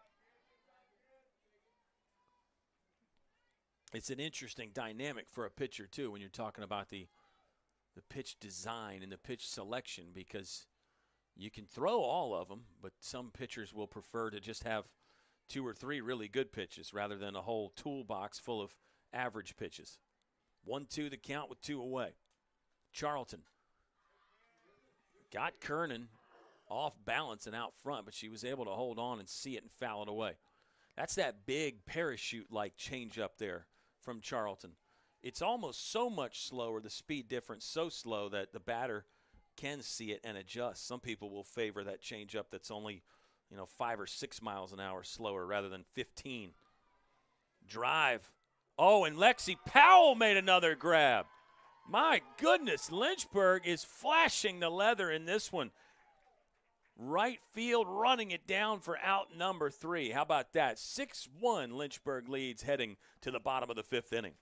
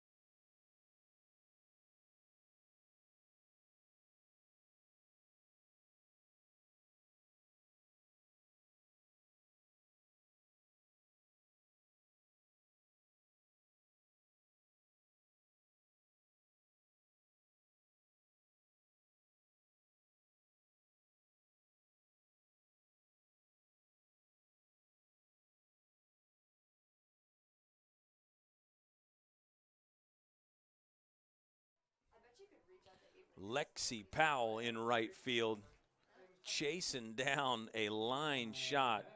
The defense all day has been outstanding for Lynchburg.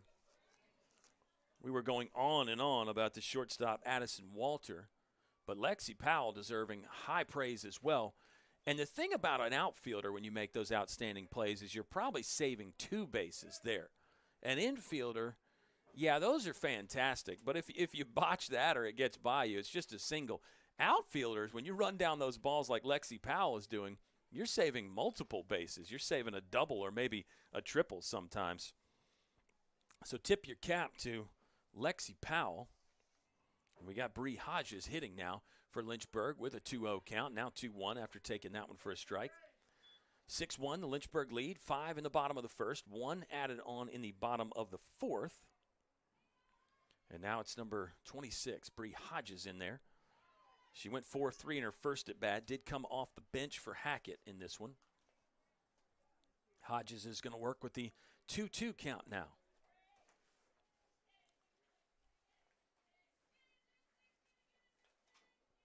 Hodges will foul that one back. And we'll try it again with nobody away. Chatter from both dugouts, activity and energy. I think some of the softball teams have actually dialed back some of the chanting and the cheers and the choreographed celebrations, which I prefer. I like it when they're over the top. I go as all out as you can, I think. Not just in softball. How about Hodges? Ripped over the second baseman's head. She will stand on first with her first hit of the game. And Lynchburg has the leadoff batter on for the third time today. Third time this game, rather. Not today. If we got to go back to last game and do the stats, I'm incapable of that. There's too much bad handwriting of my own that I'll have to get through. But I can go to, again, the website and get the official stats there. Ruby Stewart shows the bunt, tried to bunt it, but it is strike one.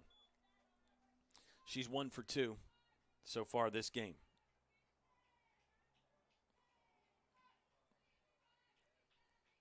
Ruby Stewart, a sophomore from Vienna, Virginia, George C. Marshall High School. She'll show the bunt again and miss another. 0-2 the count now.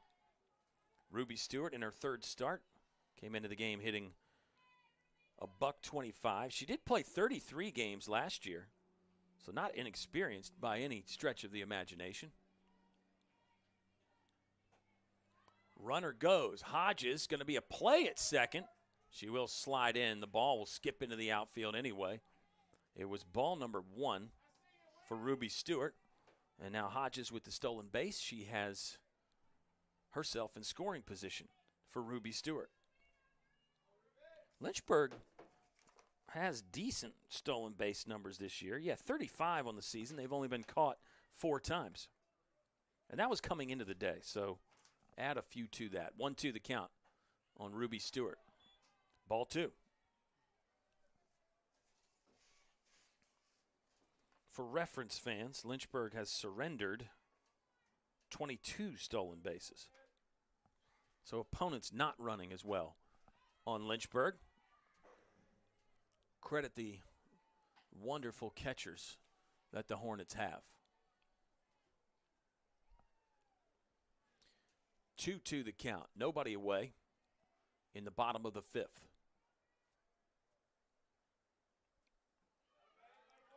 Ball in the dirt, blocked up. Runner can't advance.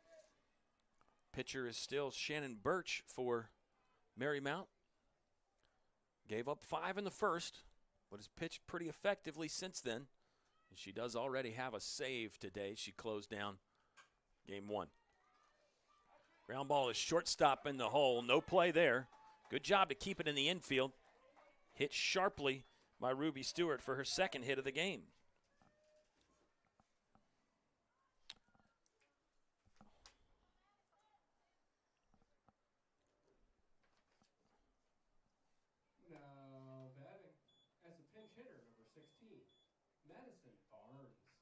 Madison Barnes will pinch hit. Number 16 in the game. Came off the bench in the first game. Hits .273 on the season. Does have a homer in there. 6 hits total for Madison Barnes.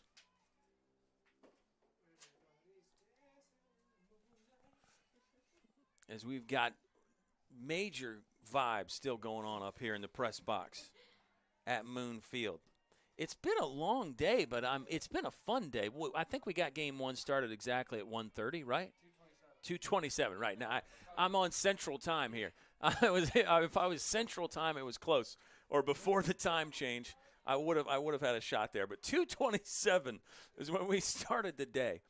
It's been it's been that kind of day. When did we turn the clocks forward? Did we yet? Barnes swings through a pitch there, and now it's 0-2. as we'll again try to get back on the rails. It's fun to go off the rails sometimes, though. That's why there's guardrails. You can hit those, and then they send you back between the lines. You thought I was talking about train rails. It's guardrails on the road there. No, I always encourage safe driving, fans.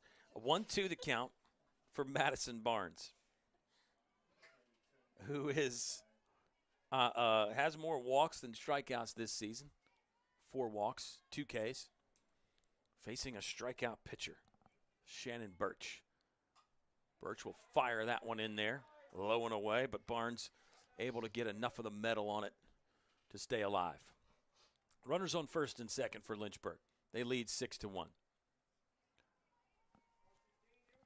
At some point, if the banter in the press box keeps up, we're going to have to slap a headset on our fearless leader, Tim LaDuca. Oh, strike 3 called. Barnes seemed unsure of that, but it's a K in the books, and the 5th one of the game for Birch. It does bring up Addison Walter, leadoff batter, on board with 1 out.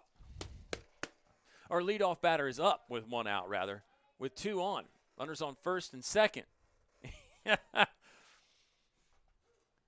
one right down the middle for Walter. May have been a straight take there. And it's a 0-1 count. Tim is thinking about it, fans. He may wait till in between innings. He does have a lot of things going on in his defense. It's not so easy to multitask the way Mr. LaDuca does, but somehow he manages it. 2-1 with 1 out here in the bottom of the 5th inning at Moon Field. As darkness is beginning to set in, I think it's because it's so dark out here. That's why I think I got the time screwed up and wondering if we made the time change or not. Walter will foul that one away, 2-2 the count with 1 out. It is 6:27 on my watch, a.k.a. phone. So you got to think we got at least 45 more minutes of playable light, maybe even an hour. Walter didn't get much of this. Tough play, though. Birch will come off the mound to make the grab there along the first base line. That's out number 2. Brings up Carly Hudnall, who has 1 hit, 1 walk, grounded out to the third baseman. See if Hudnall goes with the slap offensive approach with runners on first and second and 2 away, or if she elects to sit back and drive and try to drive that runner in. And she is moving out of the box. So there you go. Question answered, at least on that pitch anyway. Some of those slappers will go back and forth. They obviously have the ability to stay back and hit. It's very situational for some, but then others all the time. Hudnall going to try to beat that one out to the shortstop. Oh, they got her at first. Bang, bang for out number 3. Hudnall was absolutely rolling down the line, but a good play by the shortstop to fire it across and get her out. Corcoran with the strong throw ends the inning. 6-1, the Lynchburg lead. They leave 2 stranded after 2 base hits. No Marymount errors, and we'll go to the top of the 6th here at Moon Field.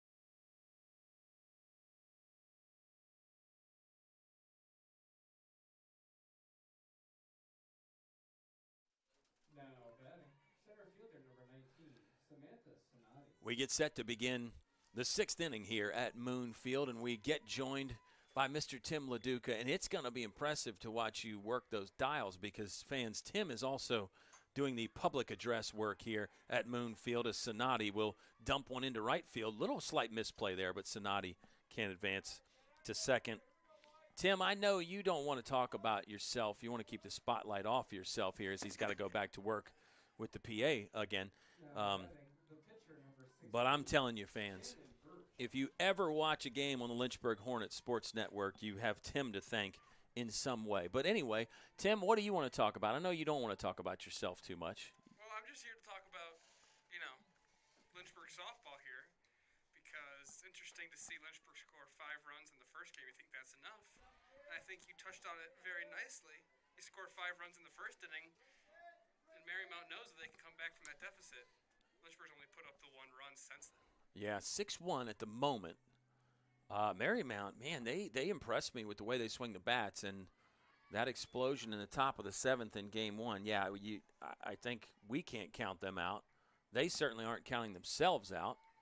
And then the other factors, Lynchburg players and coaches, they know how dangerous they are. So this game, it's a 5-run game again, Tim, but it feels super close as Birch will lift one that Walter can grab easily for out number 1. I've seen every inning of Lynchburg softball here at home so far this year, not to brag, but I would definitely say that Addison Walter has really impressed me so far this year at shortstop. It's been great to see her, man, a very important position in the infield. Well said. It's been fun to watch today for sure. Third base number 10, Kaylin Johnson. Kaylin Johnson, the third baseman, up. She homered in her last at bat. 6th homer of the season. Talk about impressive.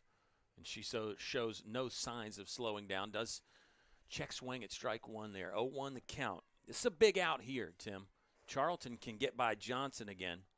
That would go a long way to victory as Johnson will get handcuffed there and slap that foul. Yeah, Johnson's first at-bat of the game today, she hit that one down the left field line that I was pretty sure was gone. But I would just want to give a shout-out to head coach Paige Nussman for the recruiting she's done here in the early going with this program. She has got some ringers out there, especially up at the plate. These players can really put a charge into the ball, and it's been really exciting to see a lot of these at-bats, especially that 7th inning is going to be unforgettable, in a good way for the Saints, but also probably unforgettable for Lynchburg as well. Johnson definitely got our attention early with that first at-bat of the day. You're right, but the list doesn't stop there. So much talent. It's 2 good teams matching up. Sometimes you scratch your head and you wonder how Marymount had a losing record coming into the game. Here's one hit to Walters at short. Ooh, hit the glove and popped out. And unfortunately, it's 2 on now for Lynchburg. Saints might be building something again here. With Addison going to her left there, that ball taking her right up the middle, I think that took a little bit more than extraordinary effort for Addison to make that play. So I'm ruling that as a hit for everybody here. I am the official scorer in the building right now. Multitasking. Yep. Now batting, first base number 27, Kaylee Atkins.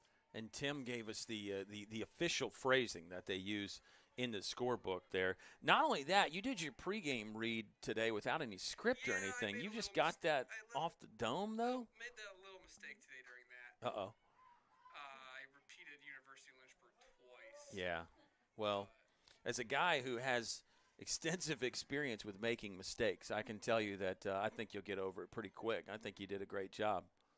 If you're making mistakes, you're not trying. That's exactly right. That's exactly right. Any good coach would tell you that. 0-2 the count here in what could develop into something for Marymount. We know. A little rain to start? I was going to ask you. I'm seeing. It's been cloudy overday. Overday. It's been cloudy all day. Back to those mistakes. Yeah. If it starts raining, I'm going to have to, start figuring out something for my cameras. I got one out in center field. I got one up on top of the press box. Again, back to all the work that this man does, ladies and gentlemen.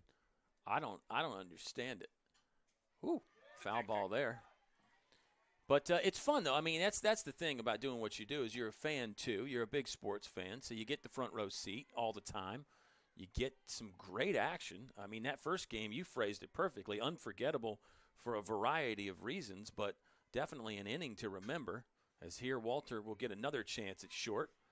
One at second, another at first. Tic-tac-toe across the diamond for Lynchburg will end the threat and end the top of the 6th inning. We'll go to the bottom of the frame. Hornets holding the 5-run advantage, 6-1 over Marymount.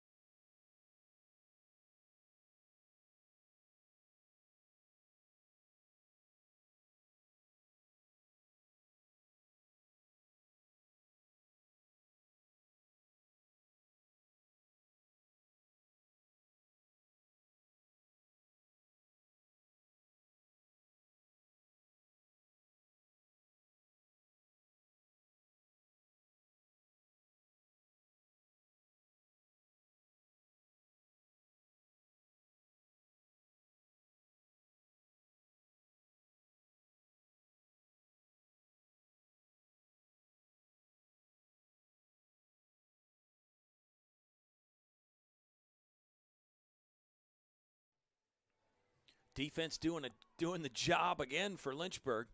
Second double play of the afternoon. This one, the 6-4-3 variety. It's been so much fun to watch out there. Both teams really gloving it. Sophie Tully, she needs a hit. Due for one here. Lead off batter. Oh, go ahead. No, go ahead, Tim. I'm still here. That's right. Right. I'm glad Sophie Tully took that first pitch because I wanted to give her a shout out. You mentioned all of her on-field accolades, but Sophie Tully actually the 2023 Somerville Scholar, a prestigious award, as Sophie Tully reaches on an error here. And that O for day continues for Sophie Tully. Unfortunately. Yeah. Anyway, Sophie Tully, the Somerville Scholar, it's a prestigious award given, the top academic award that the university gives out. And I know that the Lynchburg softball program is very proud, and the university athletic department overall is very proud to have Lynchburg sports represented in such a great way in the classroom, because of course these are student athletes.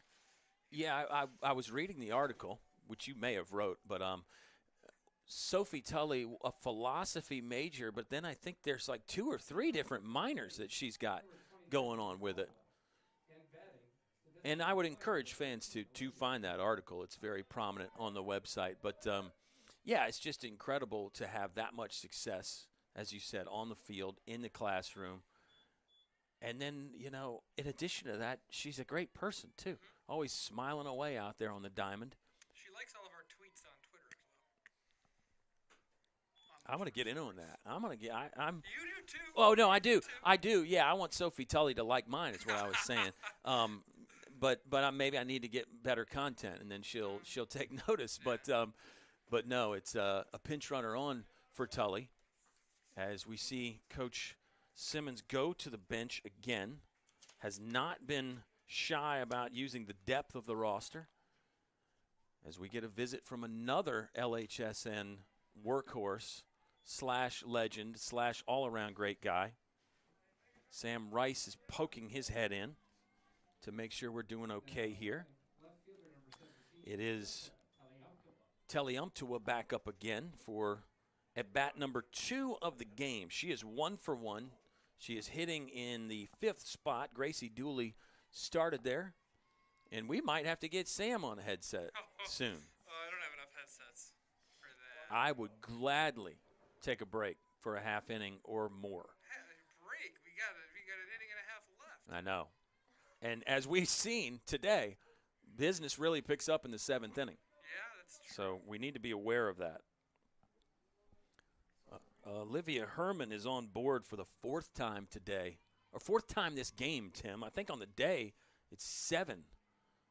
Olivia Herman lost her entire season last year to an ACL injury right before the season.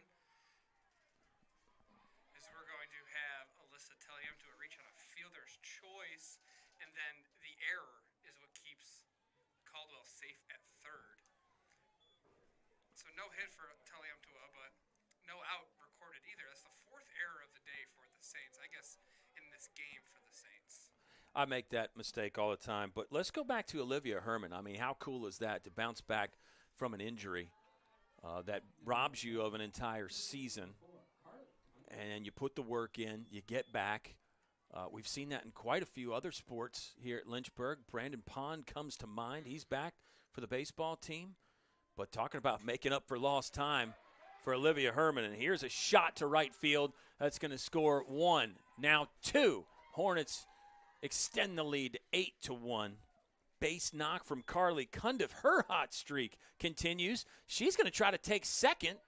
Catcher will throw there. Safe at second. Play at home. Mishandled. How about Cundiff with the smart base running, and then Taliumptua to come in and score at home.